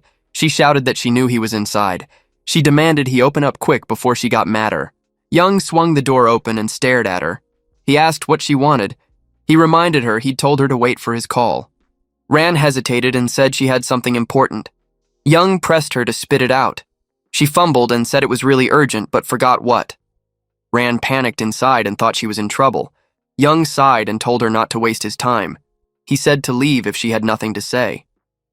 Ran blurted out that she remembered why she came. She made up a story about him forgetting how to order food. Then she admitted she just missed him a lot. Young smirked and called her a doggy. He said if she missed him, she should act better. He told her to try again but be polite this time. Ran blinked and asked what he meant by polite. Then she dropped to her knees and acted like a dog. She begged him to forgive her for missing him so much. She hoped he'd soften up and let her stay. Young stared at Ran, his eyes narrowing. He said he didn't like her attitude and pointed out she even wore something under her clothes. Ran stammered, apologizing fast, saying she forgot to skip it because she rushed over. She offered to fix it right then. Young sighed, calling her a wild tomboy with no discipline. He told her to come inside, promising to teach her a lesson today. Later in his room, Young was punishing Ran hard. He teased that he couldn't tell if it was punishment or a reward since she seemed to enjoy it. Ran begged forgiveness, swearing she'd drop the arrogance. Young paused, asking if she really came just because she missed him. He laughed, saying the Ran he knew wouldn't chase a guy like that. He called her cheap and boring for acting so soft now. Ran's face flushed as she snapped back. She bragged about how popular she was with other guys, then admitted she came because she liked him. She said she threw away her pride for her master. Young blinked, caught off guard by her words. He thought to himself, "What's with this sudden confession?" Just then, a glowing status window popped up in front of him. The window announced a new quest called Slave One's Resentment. It said Kim Ran was special, the only girl who liked him before his powers woke up.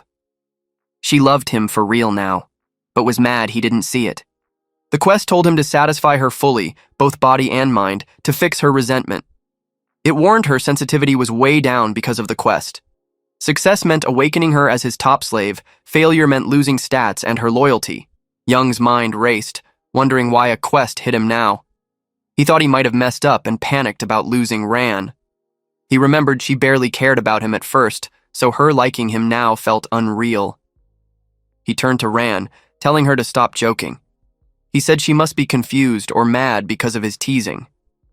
Ran's eyes watered as she called him a meanie, spilling her heart. She said he promised her riches and love if she obeyed. She accused him of tricking her, then scolding her for showing up. She sobbed that he teased her for being cheap after all that. Young waved his hands, asking why she was crying now. He said he never seduced her or made those promises. He thought the story got twisted somewhere along the way. Ran kept crying, saying she didn't know anymore. She hiccuped that she really liked him, tears streaming down. Young groaned, telling her he got it and to stop crying. He promised not to scold her for coming over anymore. He said he'd quit calling her cheap if she'd just calm down. Ran sniffled, asking if he meant it, then demanded a hug. Young sighed, saying she wasn't a kid. He pulled her into a stiff hug anyway. He asked if she was happy now and feeling better. Ran mumbled that he was a dummy, complaining the hug felt off. Young smirked, saying she was still acting up after getting in trouble. He called her a little cute, letting it slide just this once. He tossed her onto the bed with a quick move. Ran yelped, asking what he was going to do. Her voice shook, unsure of his next step. Young loomed over her, saying her master would give her special treatment today. He promised she'd never say he mistreated her again. Young had finished punishing Ran, pushing her hard for a long time. A glowing status window flashed in front of him, catching his eye. It announced he'd completed the sudden quest. The message said Slave Number 1, Kim Ran, had awakened. It added that Ran was now using a skill called Awakened Skill, a devoted finish, without even knowing it. Young blinked, surprised by the update. Ran shifted, her energy changing fast. She took charge, moving with a new boldness. Young watched, caught off guard, as she flipped the situation around. Later, Choi, Young, Ran, and Na-young sat together at a busy restaurant. Choi, feeling bold, used telekinesis to pull a cup into his hand without touching it. Na-young gasped, calling it amazing. Choi laughed, saying he was nervous to try it in front of them, but glad it worked. He added it was nothing compared to Young's skills. Na-young insisted it was still cool. Ran shrugged, saying it wasn't a big deal, her tone flat. Young thought to himself, annoyed, wondering why he was stuck playing nice with Choi when it was all Ran's fault. His mind drifted back to earlier at his house. She had whined about something weird happening to her body, water coming out even though she wasn't married. Young brushed it off, telling her to wait it out. Ran demanded he marry her and take responsibility. Young snapped, calling her an idiot, saying it didn't make sense, especially since he hadn't done anything to cause it. He used a power to stop it, fixing her problem fast. Ran blinked, relieved it stopped. Young asked if she remembered what happened after her first visit, then waved it off, too tired to care. He told her she'd seen enough of him and to go home. Ran pouted, refusing to leave, wanting to stay longer. Young sighed, saying she was pushing it again. He asked what she thought she was doing. Ran smirked, calling it his punishment for always bossing her around. She said he didn't realize how lucky he was to have her. A status window popped up, saying Ran's awakening made her ego stronger, free from his control. She demanded he be nicer, asking where he'd been the past few days. She wondered if he'd gotten a new slave behind their backs. Young laughed, asking what she'd do if he had. Ran said she was just curious, pressing him for an answer. Young denied it, brushing her off. Back at the restaurant, Choi turned to Young, asking what he thought of his progress. Young nodded, saying Choi had gotten a bit better. Choi beamed, explaining he'd been training hard like Young told him. He felt lighter, stronger lately. Young studied him, thinking his stats and magic power had gone up a little. He decided Choi didn't need his borrowed strength anymore. He'd take it back, but let him keep the telekinesis for now. Young pulled the power back, asking if Choi was okay. Choi frowned, feeling weaker all of a sudden. Young told him not to worry, he was just reclaiming what he'd lent. He encouraged Choi to rely on his own strength from now on. Choi nodded, accepting it. Na-young smiled, surprised Young had been secretly training someone. She asked how they met. Choi grinned, saying Young saved him from bullies and taught him a superpower. Na-young called Young amazing, glad he was fine after all. She glanced at Ran, saying they'd been worried something happened. Young smirked, telling them to stop being suspicious and show up when he called. He pointed at Ran, singling her out. His status window flashed again, confirming he'd passed telekinesis back to Choi. It said the skill leveled up from shared use, and his Ravaging Hands skill spawned a new one, Ravaging Eyes. Young thought Choi must have practiced a lot to boost it. He mused that Ravaging Hands wasn't great since it was tricky to use. He wondered if it tied to his night system, since it kept popping up. The waiter interrupted, asking who ordered the King Burger meal. The waiter turned to Young, flustered, admitting he forgot who asked for it. Na-young said it wasn't them. Another table called out, claiming the order. The waiter hurried off, apologizing. Young watched her go, thinking she was cute when embarrassed. He noticed her interest spike just from a glance at him. He debated using a power he couldn't tap often. Deciding to test it, he activated an invisible hand.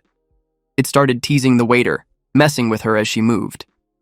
The waiter, Yoonji, set the meal on Young's table with a shaky hand. She told them to enjoy it, her voice unsteady. Young thanked her, smirking slightly. Yoonji thought to herself, feeling something strange brushing her sensitive spots. Young watched her, thinking she was tougher than he expected for holding it together.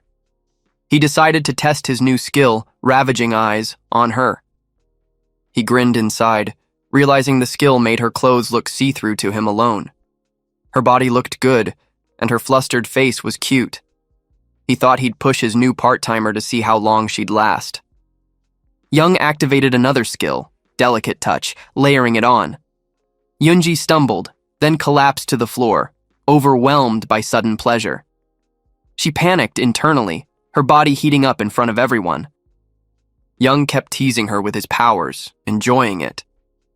Choi leaned over, asking Yoonji if she was okay.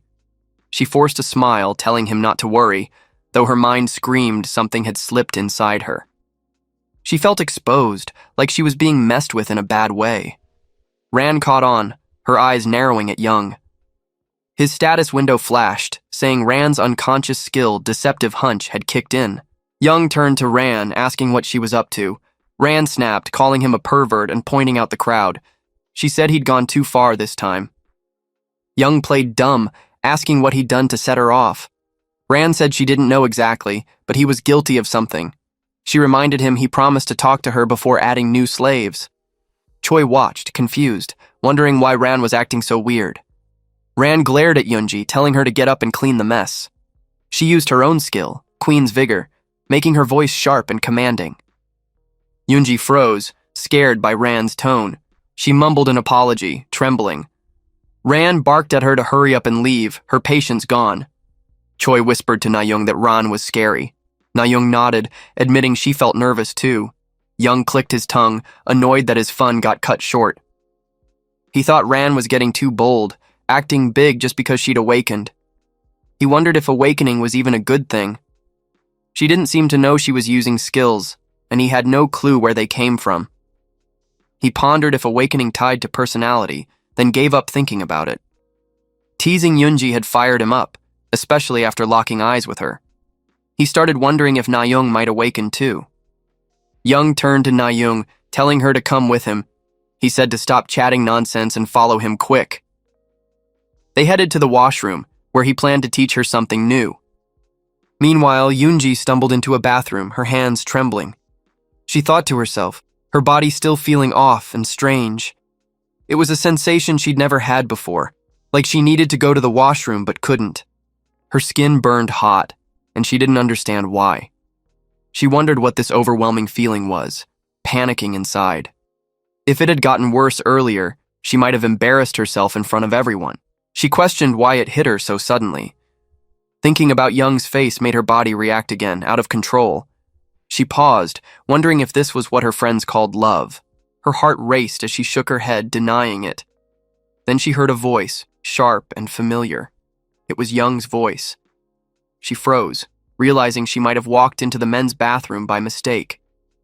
In the next stall over, Young's status window glowed in front of him. It said he'd earned a hint about Na-young's awakening, thanks to meeting some conditions. Despite her gentle look, Na-young got fired up by rough treatment from her master. The window explained that satisfying her hidden desires could push her to awaken. Young grinned, turning to Na-young with a dark look. She flinched, asking why his expression was so scary. Young slapped her hard across the face, his voice low and harsh. He asked when she got so bold, saying she didn't know her place. He pointed out they were alone, yet she dared question him instead of obeying. He reminded her she used to listen without a word. Now she was talking back, acting up like Ran did. He accused her of picking up bad habits from Kim Ran's arrogance. Na-young shrank back, apologizing fast, saying she was wrong. Young smirked, leaning closer. He said if his toy didn't want this, she should just say so. He added there'd be no need to punish her so much if she did. He could toss her aside right then, he warned. Na-young's eyes widened, pleading that it wasn't like that. She swore she loved her master so much, begging him to believe her. Young tilted his head, saying he wasn't sure if she meant it. He told her to prove her sincerity, his tone cold. Na-young hesitated, then started showing him she was serious. Meanwhile, Choi sat at the restaurant table, stuck with Ran. He thought to himself, Young had vanished out of nowhere, leaving him unsure what to do. He glanced at Ran, noting she seemed the scariest of the group. Choi forced a laugh, saying it was awkward with just the two of them left. He asked if she knew where Young and Na-young went, since they'd been gone a while. He fidgeted, thinking it was tough to find words. Ran snapped at him, calling him a kid who was bugging her. She said she was already mad and he was dumb for asking where they went. Her sharp tone made Choi shrink back a little. He mumbled an apology, trying to explain himself. Ran cut him off, asking why he'd even bother asking. She said it was obvious they went off to mess around together. She smirked, saying he couldn't play innocent since he was Young's disciple. Choi's jaw dropped, shocked by her bluntness. Ran raised an eyebrow, asking if he really didn't know. She teased, wondering if he was a virgin. Choi blurted out that he was still in high school. He asked why she was staring at him so weirdly. Ran softened a bit, saying it was fine and apologizing. She added he looked cute when flustered, reminding her of how Young used to be. She squinted, asking why he seemed to expect something, threatening him playfully. Choi quickly said sorry, shaking his head. He thought to himself, confirming she was scary and he'd get in trouble for looking at her wrong. Ran hummed, saying Young was once a cute loser too. She admitted he was way cooler now, though. Choi hesitated, then asked if they were all Young's girlfriends. Ran tilted her head, saying she wasn't sure. She claimed she was his favorite, but it was something like that. Choi's eyes widened, asking if someone could date multiple girls like them at once. Ran laughed, saying it wasn't normal, but Young was special. Meanwhile, in the washroom, Young was teaching Na-young a lesson in sincerity. Nearby, Yoonji is also enjoying their lesson. Yoonji's interest in Young spiked after that strange day. Young's status window glowed, noting her high interest.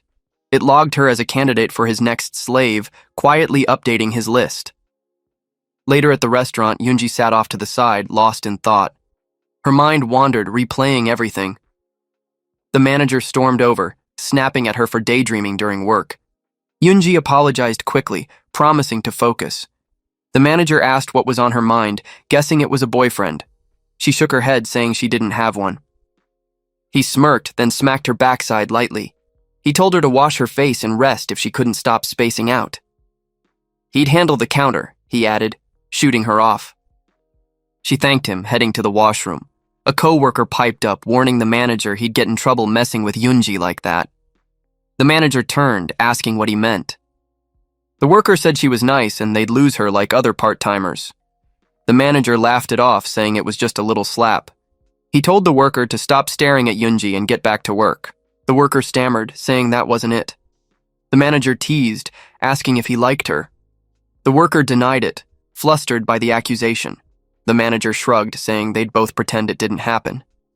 He bragged he was working on making Yoonji his girl, so no worries. He mused she'd look good without clothes, claiming he'd charmed part-timers before. He said girls like Yoonji, pretty but simple, were wild in private. He figured she'd think about that slap later and touch herself. The worker just stood there, unsure what to say. Meanwhile, Yoonji leaned against the washroom sink, her thoughts spinning. She felt crazy, stuck on what happened that day with Young. That first rush had been so strong, and she craved it again. She shook her head, shifting focus. Lately, the manager kept touching her, she realized. She wondered if she should tell him to stop, feeling it was getting out of hand. She admitted she'd messed up at work, earning his scolding. But instead of the manager, she imagined Young's hands on her. Just the thought of her master striking her sent a shiver down her spine. She stepped out, still buzzing. A customer walked in, and she greeted them with a bright welcome to King Burger. Her eyes widened. It was Young, heading to the counter. The manager smiled, asking how he could help. Young ordered a large King Burger set, keeping it simple. The manager nodded, checking if he needed more. Yoonji's heart jumped, recognizing him as her master. Their eyes met and she froze, unsure what to do. She rushed to the manager, asking what Young ordered. He said it was a large King Burger set, curious why she cared. Yoonji volunteered to make it, her voice quick. She prepared it fast, then brought it to Young's table herself. She set it down, saying it was his order. Young thanked her, calm as ever. Yoonji stepped back, her pulse racing from being so close. The manager watched from behind the counter, his mood souring. He thought to himself, annoyed, wondering who this guy was. A flicker of jealousy sparked as he glared at Young. Young sat chewing his burger at the table. Yoonji walked up and asked how it tasted. She said she made this one extra special today. Young nodded and said it did taste better than usual. Yoonji smiled wide and thought she worked harder for her master. A glowing status window popped up for Young. It said Yoonji's interest reached over 25. He could dominate her in the next 24 hours for a level up. If he failed, he'd lose a level and her interest would reset. Young thought it sounded way too simple. Yoonji stood there nervous and short of breath. Young asked why she hadn't moved yet. He thought her jumpy reaction was cute.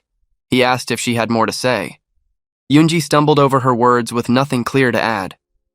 The manager watched them from across the room. He grumbled about some loser stealing his target. He told a worker to cover the counter and marched over. Yoonji worried Young might find her odd. She blurted out a request for his phone number. Right then, Young's window warned him of a hostile opponent closing in. The manager faked a slip and crashed into Young's food. He said sorry loud and blamed the wet floor. He offered to remake the spilled meal like it was no problem. Then he turned mean and told Young off for hitting on staff. He said to stop being a creep and get out. Yoonji tried to explain that it was her who asked, not him.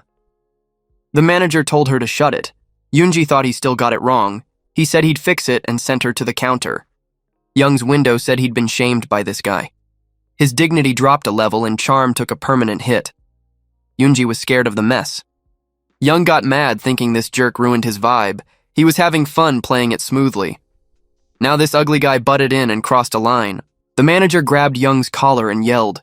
Young twisted his hand hard in return. The manager shouted for him to let go. Young used his dignity skill on him. The manager felt heavy and stuck all of a sudden. He backpedaled, saying he didn't mean it. He thought he couldn't just give up. He told Young to stay away from Yoonji, then Yoonji kicked him out of nowhere. She asked if the manager was okay. She turned to Young and said she messed up again. His window flashed a new quest about danger and Yoonji's fear.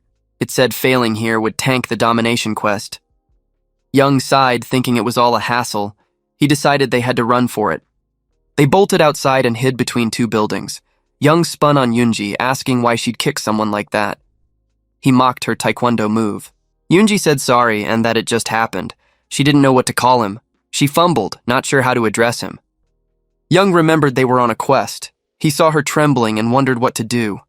His window chimed, saying the domination quest was done. Yoonji looked up and asked if she should call him master now. She offered herself to make up for the trouble. Her voice was soft but ready. Young looked at Yoonji and told her to be real with him. He asked if she was an idiot. Yoonji shook her head and said she wasn't. He snapped back, calling her an idiot anyway. He said no normal girl would act like this with a stranger and told her to lift her skirt right now.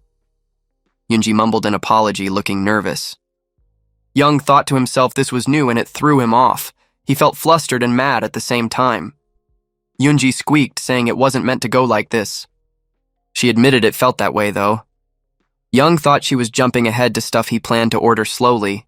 He was surprised she was already on it. He asked if she threw herself at every guy she met. Yoonji said no way, quick and firm. Young pressed her on why she did it then. She explained he got in trouble because of her and still saved her. She felt thankful and sorry about it. She confessed she'd never dated anyone before. She said she meant to confess her feelings. It was her first try and she thought she messed it up. Young asked who confesses like that, all confused. Yoonji said she fell for him at first sight and asked him to date her. Young's status window flashed with a new quest called Domination Quest 2, Slave Grooming. It said Yoonji had no experience and mistook his teasing for love. The quest warned she could turn wild with desire if he messed up. He had to groom her into a loyal slave carefully in 20 minutes without going too far. Success gave nothing but failure meant losing 5 levels and the quest. Young shook his head and said he knew she was an idiot. He thanked her for being brave with her confession. Then he said sorry, but he didn't want girlfriends. Yoonji apologized again, looking down. Young said he was into taming slaves like she guessed. She asked what she could do to be one.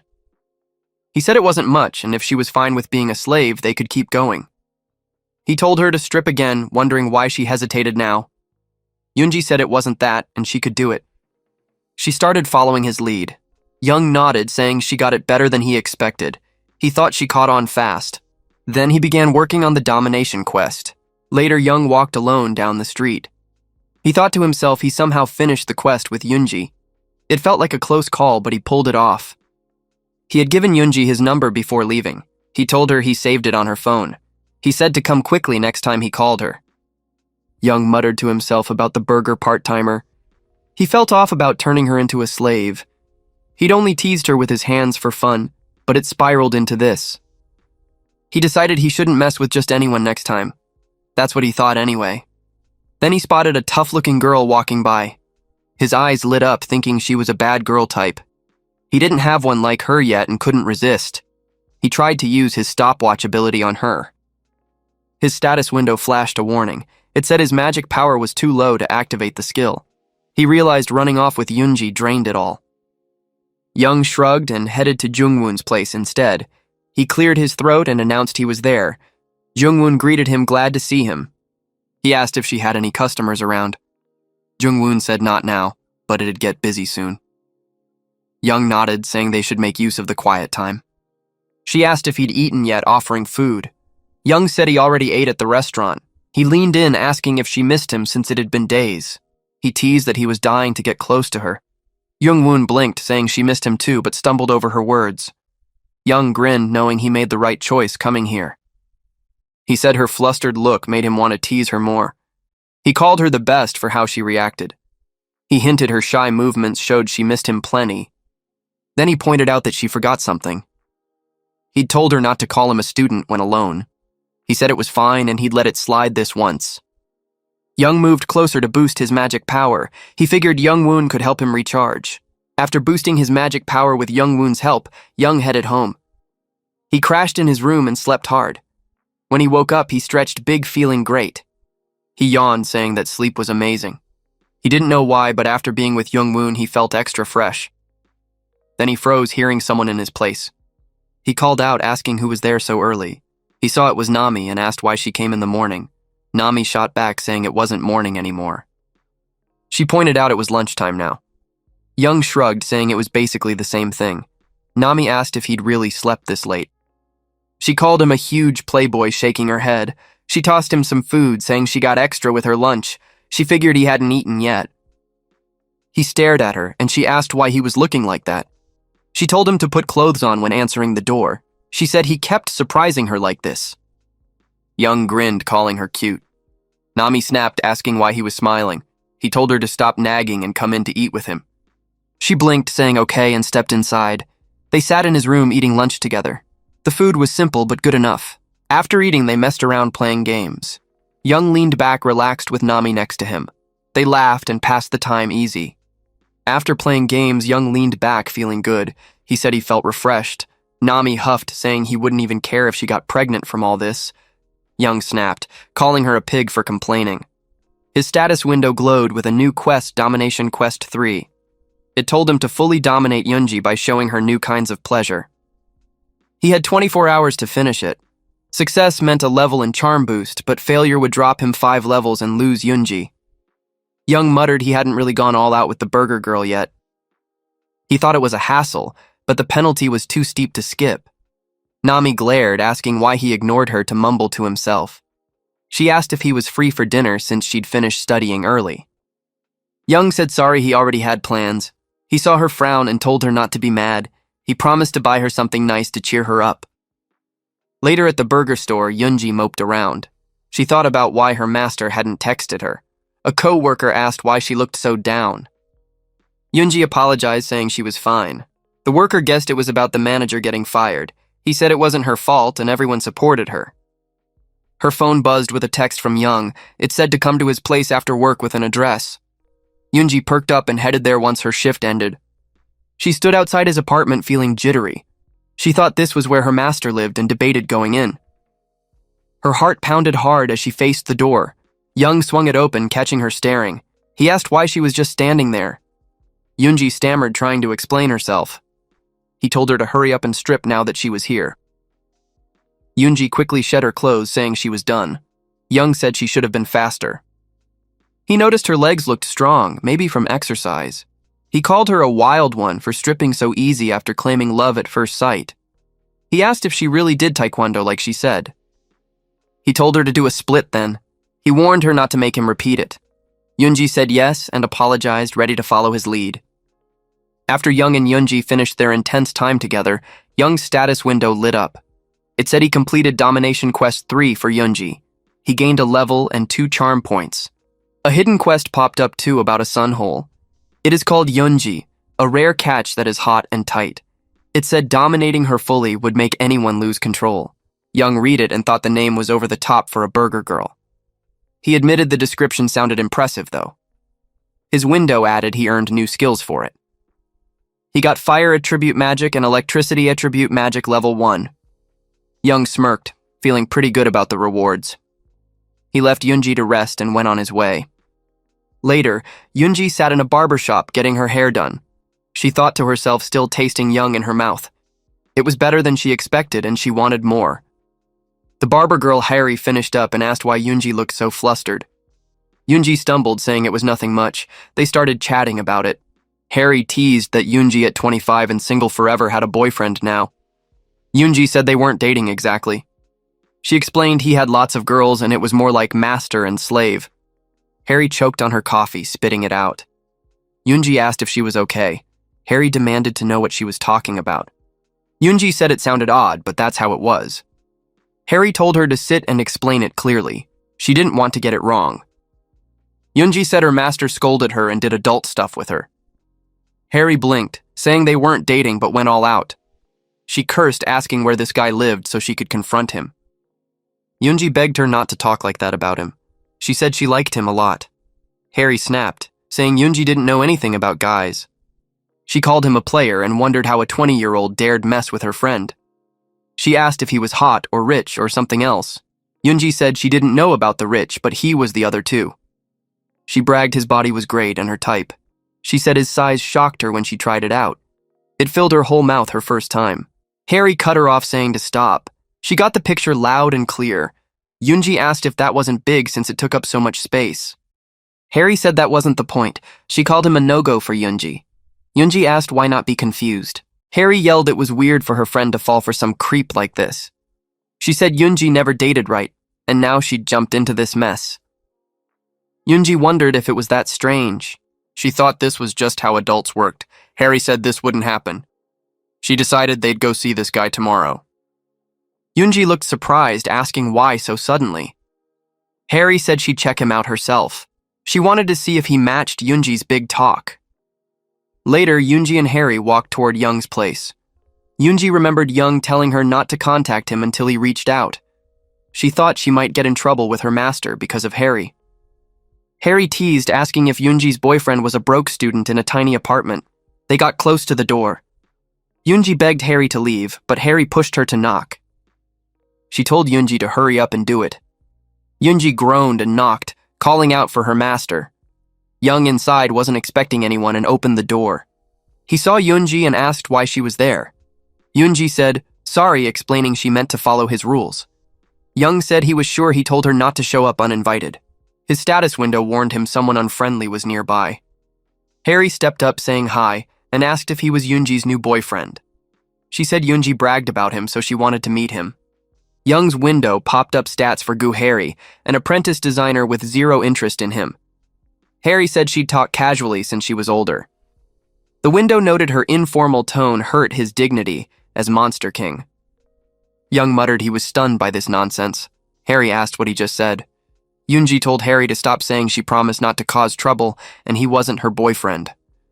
A new domination quest flashed up for Young. It said Harry was a bold girl looking down on him and he had to put her in her place. Success made her a slave, but failure cost a level and stats. Yoonji apologized to Young for Harry's attitude. Young told them both to come inside since they were here. Harry smirked and laughed at him. She mocked him as a near 20 repeat student hitting on Yoonji at work. Yoonji snapped at her, saying that wasn't true. Harry kept calling him poor and gutsy for flirting at a burger joint. She said he was pathetic and not good enough for Yoonji. Young asked what disqualified meant and if it changed anything. Harry laughed, saying it was a joke. She added that as Yoonji's best friend, her opinion might matter. She asked why Yoonji called him Master, wondering about the nickname. Young said she was curious about it, huh? He turned to Yoonji, asking what he told her to do when she came over. Yoonji hesitated, so he pushed her to answer. She stammered, saying he told her not to wear anything underneath because it got in the way. Young asked what about now. Yoonji said sorry and quickly fixed it. Harry yelled, asking what they were doing. Young looked at Harry and asked why she was shy about it. He said she wanted to know what Master meant, so he showed her. Then he activated his stopwatch skill, stopping time. Harry thought her body felt weird and she couldn't move. Young grabbed her neck, saying she was just a bold girl acting up. He stared her down, ready to start the quest. Young glared at Harry, saying he could handle a lot but not arrogance. He added he really couldn't stand bold girls like her. He grabbed her chest, saying her size must be why she acted so big, even if it was less than Yoonji's. Harry thought she couldn't move no matter how hard she tried. Her body stayed locked in place. She felt stuck and helpless. Young said she seemed like the type to toy with guys. He noted her face was pretty enough. He guessed showing off her chest like that usually worked on people. He asked if she didn't like it, telling her to speak up. Then he remembered she couldn't talk right now. He said her still face looked scary and decided to let her speak. Harry cursed at him, asking what he did to her. Young shrugged, saying he hadn't done much yet. He said he'd been nice so far, but her tone was still too bold. He slapped her hard across the face. He reminded her he hated arrogance like he said before. Harry stammered, asking how he could do this to her Yoonji's best friend right in front of her. Young asked who she meant by girlfriend. He pointed out that Yoonji was frozen too by his power. He said Harry wanted to know why Yoonji called him Master, didn't she? Harry told him to stay back. Young said he'd show her why step by step. He turned on some skills saying it'd be a fun lesson. His status window flashed saying he'd used a weak electric touch on her chest. It gave him a charm boost and some experience points. Young laughed, saying it was a nice surprise. He thought messing with bold girls like her was the best. His window added a new hidden skill, electric torture of pleasure level 1. He asked if she'd wet herself already from it.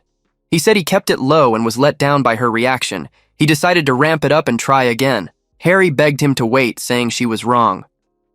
Young asked what she meant by wrong now after all this. Harry promised she wouldn't be arrogant anymore. She said she'd do anything he wanted if he stopped the electric stuff. Young told her to strip and stand up then. He reminded her she said she'd obey. Harry agreed and started doing it fast. He told her to stand in front of Yoonji and look her in the eyes. She followed his orders, shaky but willing. Young asked if seeing Yoonji's face jogged her memory for something to say. Harry fumbled, saying sorry to Yoonji for being rude to her boyfriend. Young smirked, ready to start her lesson. He stepped closer to teach her a lesson. Young and Harry finished their intense session as the stopwatch ability wore off. Yoonji snapped back to normal, blinking at the scene. Harry lay on the floor panting and told Yoonji she was sorry. She said Yoonji's boyfriend was amazing. They gathered themselves and left Young's place. Young's status window glowed, saying he completed the Discipline the Slut quest. It said Harry's conditions as a slave were met. It added that getting his 6th slave unlocked bonus stats for him. Young thought it was nice to get stronger, but felt a weird unease. He asked for details on his 6 slaves. The window explained the Monster King legend about commanding 6 beautiful slaves. It said he'd grow stronger with each one's special traits. The condition was automatic once he hit 6. The reward was bonus stats based on their hidden qualities. It warned he couldn't have more than 6 and would need to drop one for a new slave. Young muttered about not knowing there was a cap. He wondered if he'd just been grabbing random girls this whole time. He called out to Nayoung, asking what she thought. He asked if she was mad about him meeting other girls. Nayoung said she didn't care how many he had as long as he still loved her. Young grinned and asked how she'd feel if he cut her from his list. He teased if she didn't like that idea. Nayoung begged him not to, pleading she'd do better. She said she was serious about staying with him. Young laughed, calling her an idiot. He said he was kidding and wouldn't ditch her since she did whatever he wanted. He remembered it was her birthday and offered a special gift. Nayoung thanked him excitedly as he started giving it to her. His status window suddenly flashed a warning about an outside threat. It said a rival power showed up in Youngwoon, one of his slaves. Young paused, saying what to Youngwoon out of nowhere. Nayoung asked if something was wrong. She wondered if he was okay. At Youngwoon's place, a rich man named Kung walked in. He greeted her warmly, calling her wife and asking if she'd been well. Youngwoon looked surprised, saying the president in shock. Young turned to Nayoung, saying he had to handle something quickly. Nayoung looked confused, asking what he meant. He told her not to worry and he'd be back soon. He said they'd keep celebrating her birthday later. He suggested she hang out with the others for now. Then he took off, heading to Youngwoon's place. At Youngwoon's shop, she faced her husband, Kung. She asked if he'd eaten lunch yet. She offered to whip up a meal fast. Kung smiled, saying it had been a while. He suggested they go upstairs to talk instead. Youngwoon handed him some fruit, thanking him for his help. She said he'd been good to them with the lease and their daughter Nana. Kung said it was natural since he knew their struggles. He bragged Nana was a star in his company even before her debut. Youngwoon asked if that was true. Kung laughed, saying Nana got her looks from her. Youngwoon thanked him again for watching over her. Kung leaned in, saying she got prettier every day. He asked if she'd found a new man he didn't know about. Youngwoon blinked, saying no way, and what did he mean? Kung nodded, saying that was a relief. He said she'd never pick anyone else over him, right? He reminded her she was grateful to him.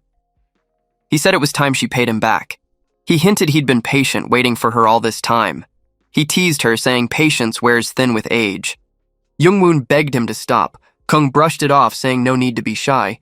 He told his guards to stay outside and keep watch. Young sprinted to Youngwoon's place fast. His status window flashed, saying Youngwoon was in danger from an attack. A guard outside spotted him, asking who he was. The guard said the area was off limits. Young used a skill to knock him down quickly. Other guards shouted, asking what just happened. Young told them to get out of his way. He used more skills to push through. A girl stepped up saying the building was restricted for important people. Young hit her with a skill too. She froze, saying she couldn't move all of a sudden. Inside, Young-woon pleaded with Kung to stop. Kung pressed her, saying her youngest son needed college soon. He asked if she'd send him there. Young-woon begged again, saying please. Kung warned her resistance could hurt Nana's future. He said she didn't want that, did she? Young burst into the room ready to step in. Young stormed in and shouted at Kung, calling him a filthy name. His status window flashed, saying he'd met another Monster King candidate. A new quest popped up to humiliate Kung, the KC Group president. It described Kung as a rich villain who chased talent and girls. He had the makings of a Monster King rival. Young needed to find his weakness and crush him before he fully woke up or face his power instead. The reward was Kung's wealth, but failure meant losing his own title. Kung asked who Young was and how he got in. Young told him to shut it, saying he'd tear him apart if he could. He held back because of the quest. Kung laughed, asking if Young was threatening him. Young took a breath, deciding to cool off a bit. He saw that Young-woon was safe now. He thought he'd use a skill to dig up Kung's weakness first. He snapped a quick photo of the scene. He asked if the picture was good enough, then he started hitting Kung hard. He asked if that felt better now. He warned Kung not to touch his woman again. Kung laughed, saying Young had no fear. He asked if Young knew who he was and could handle the fallout. Young shrugged, asking what fallout. He said Kung must think he was some big shot. He used a skill making Kung unable to move or speak. He mocked Kung's shocked face, asking if he was terrified now. Kung thought it had to be Young's doing. Young dared him to keep talking. He zapped Kung with an electric skill. His window said he'd tortured someone with high voltage, boosting his magic power. Kung passed out cold from it. Young said he could end anyone whenever he wanted. He asked how Kung thought he got in here. He said no one outside could save him now. Kung wet himself, shaking in fear. Young told him to scream if he didn't believe it. He said Kung could move again. Kung begged for mercy, weak and broken. Young said the old pig finally got it. He told Kung he's the one who'd face consequences, not him. He pulled out the photo showing Kung harassing Young-woon. He said it made Kung look like a total creep. He wondered what had happened if it went online, a big shot attacking married women. Later, Young checked on Young-woon, asking if she was okay. Young-woon flinched, telling him to stay back. Young asked if she was mad he got there late. He pulled her into a hug, saying sorry for the delay. Young-woon stammered, saying that wasn't it. She felt dirty after what happened in front of him. Young said nothing was ruined. He reminded her not to call him a student when alone. He teased he'd scold her for forgetting, but hugged her tighter. He said he was proud and would clean her up. He called himself her husband now to make her feel better. He told her to stop fussing since he'd fix everything. Young stepped back and asked Young-woon how she felt now. He said she looked all clean. Young-woon stammered a thank you, still shaky. Young said it was no big deal. He added he could do this forever. Young-woon blinked, asking what he meant by whole life. He brushed it off, asking if she felt better now. Young-woon nodded, saying yes, thanks to him. She admitted she was still rattled since Kung was a hero to her family until today. Young clicked his tongue, saying that the old jerk annoyed him. He muttered he should have hit him more. Young-woon begged him not to say it wasn't worth it. She worried Kung might hassle Young later. Young cut in, telling her to call him husband, not student. Young-woon apologized quickly, saying yes. He asked if she thought he was unreliable. Young-woon said no, that wasn't it. Young said her face made him think otherwise. She insisted it wasn't true, just worried. She said she was so glad he saved her today. When Kung came at her, she thought of Young without meaning to. Young grinned, saying really, and pulled her close. He said he couldn't hold back from hugging her. Young-woon gasped, saying she couldn't breathe. He told her not to worry. He said she was his and he'd always keep her safe. He offered to wash her again quickly so they could leave. Young thought to himself he was nervous today. He said it wasn't his first time with her. He told her to call him honey, not Ajuma. He caught himself and apologized. He said he'd call her Young One from now on. She nodded, still flustered but okay with it. Later, he showed her how to say honey right. They practiced it together slowly and steadily. Young-woon got the hang of it, smiling a little. Later, Kung stood in his office yelling at Anna, the female who is in charge of his security. He demanded to know how Young shamed him like that. He shouted about his worst humiliation ever while she just stood there. He screamed, asking what she was doing when it happened. Anna stammered, saying she was sorry. Kung said if she was sorry, she'd take a punishment. He told her to strip right then. Anna blinked, asking pardon, unsure she heard right. Kung asked if his words were too hard to understand. She said no and apologized quickly. She started taking off her clothes, saying she was done. Kung nodded, saying she chose to strip, huh? He began hitting her hard as punishment. Anna took it, wincing with every blow. After a while, she said she'd leave now. Kung stopped her, saying she knew what he wanted without him spelling it out. He said she was the only one he trusted. Anna nodded, saying yes, President, she understood. He told her to check Young's background fast. He said to do anything to get his phone and wipe that photo and video. Anna left to get it done. Later, Anna sat reading up on Young. The file said his name was Ju Young, age 20. It noted he grew up with divorced parents and lived alone in a cheap Goshiwon. It added he was a student at a top cram school for repeaters. Anna thought he was just an average 20-year-old with bad grades, but she remembered feeling something off that day. She recalled Kung saying his gut told him Young was trouble. He'd told her to use money if needed and handle it quiet like a lady. Anna wondered who this guy really was. She stared at the file, puzzled. Something didn't add up about him. She decided to dig deeper to figure it out. The vice team leader approached Anna, saying, "Excuse me." Anna asked what was wrong. He apologized, saying she always took the heat when things went bad. She said it was fine since their team rarely messed up. The driver chimed in, saying this time they couldn't stop Young. Anna said she still thought her security team was the best in KC Group. She added she didn't blame them for this odd case. She told them to gear up and avoid slip-ups next time. They nodded, ready to move on. Later, Young arrived at a restaurant to meet Kung. He checked the spot, saying this must be it. His status window had popped up, saying he finished the quest to humiliate Kung. It added a sub-quest for the reward that was waiting. Young said he didn't expect Kung to reach out so fast. He grumbled that Kung dared summon him instead of coming himself. He wondered if it was better this way with less hassle. He decided he'd demand a big payout anyway. He frowned, seeing it was a traditional Korean place, not his favorite. A girl walked up asking if he was Ju Young. He said yeah, asking why. She confirmed it and led him to a VIP room, saying his group was inside. Young followed, thinking dirty stuff about her. He wondered if he should freeze time and mess with her. She pointed to the room, saying his company was waiting. He clicked his tongue, losing interest. He said the vibe was awful now. He yelled at the guards, asking why so many were there and if Kung was scared. A guard said the team leader was inside waiting. Young stepped in and saw Anna. She welcomed him, saying she'd been expecting him. He recognized her, saying he thought it'd be someone else. Anna introduced herself as Kung's secretary and security head Kang Anna. She offered him a seat and her card. Young asked where the old man was. Anna said Kung was too busy to come. She was here to talk for him instead. Young muttered Kung was cockier than he thought. He said he should have hit him harder. The vice team leader snapped, saying how dare he talk about the president like that. Anna scolded the vice team leader, asking if he'd mess up again.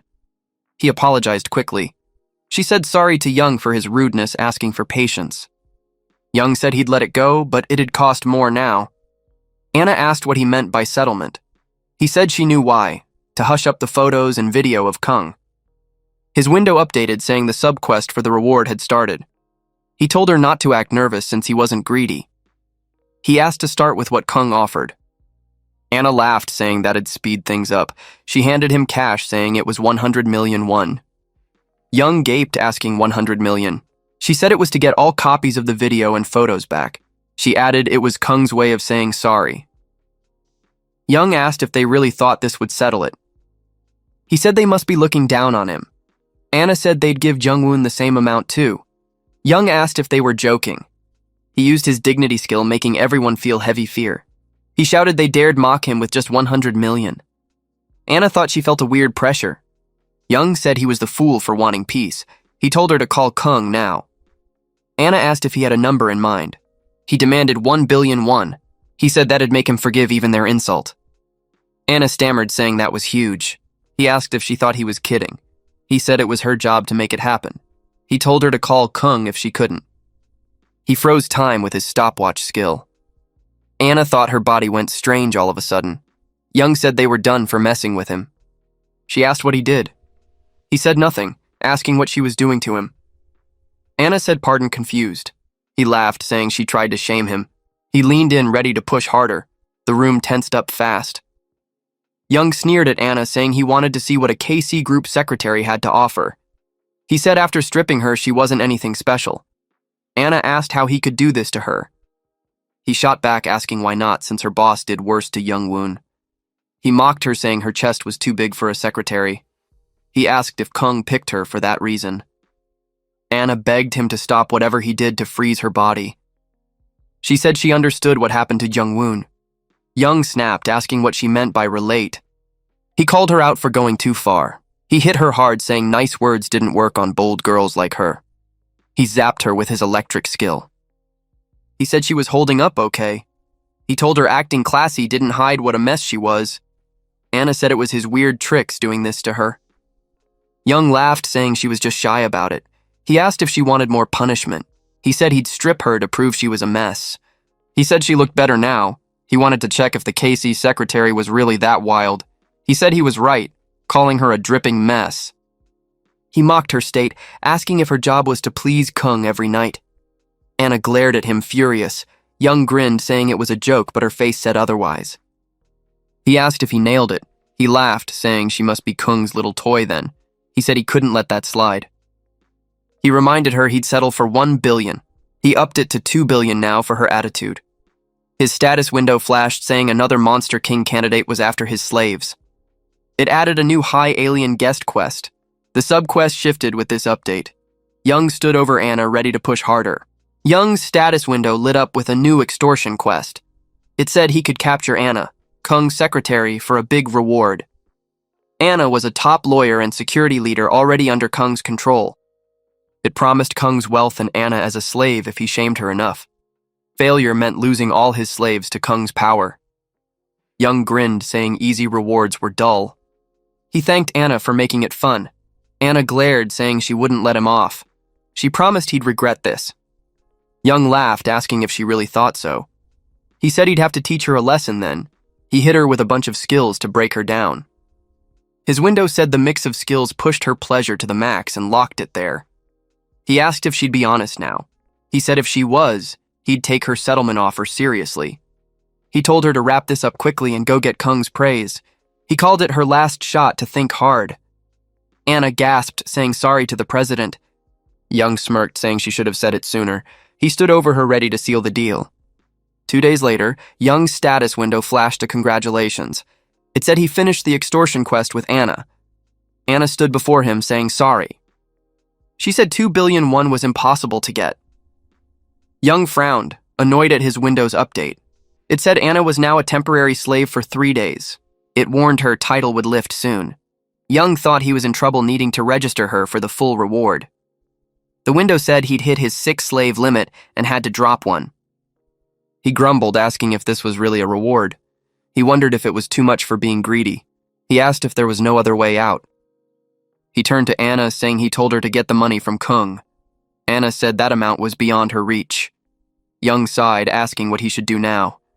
He thought this put him in a bind.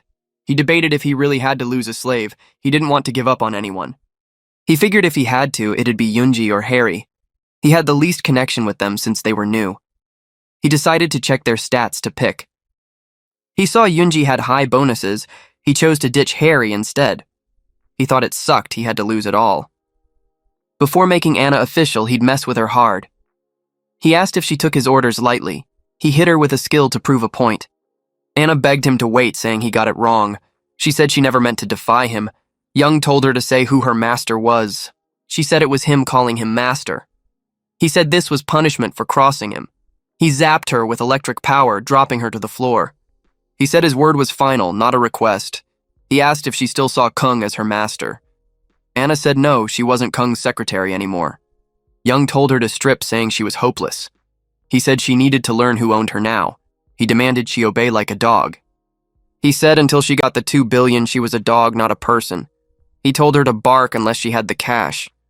He thought this felt awesome. He planned to shame and break her today. He called her out, saying she was no better than a dog. He asked if she could act so wild after being crushed. After hours of punishing Anna without a break, Young's status window pinged. It said only 1 hour was left before Anna stopped being his temporary slave. Young hummed, saying it was a blast. He asked if that much time had already gone by. He noted she now followed his every word perfectly. He wondered if he should make her official.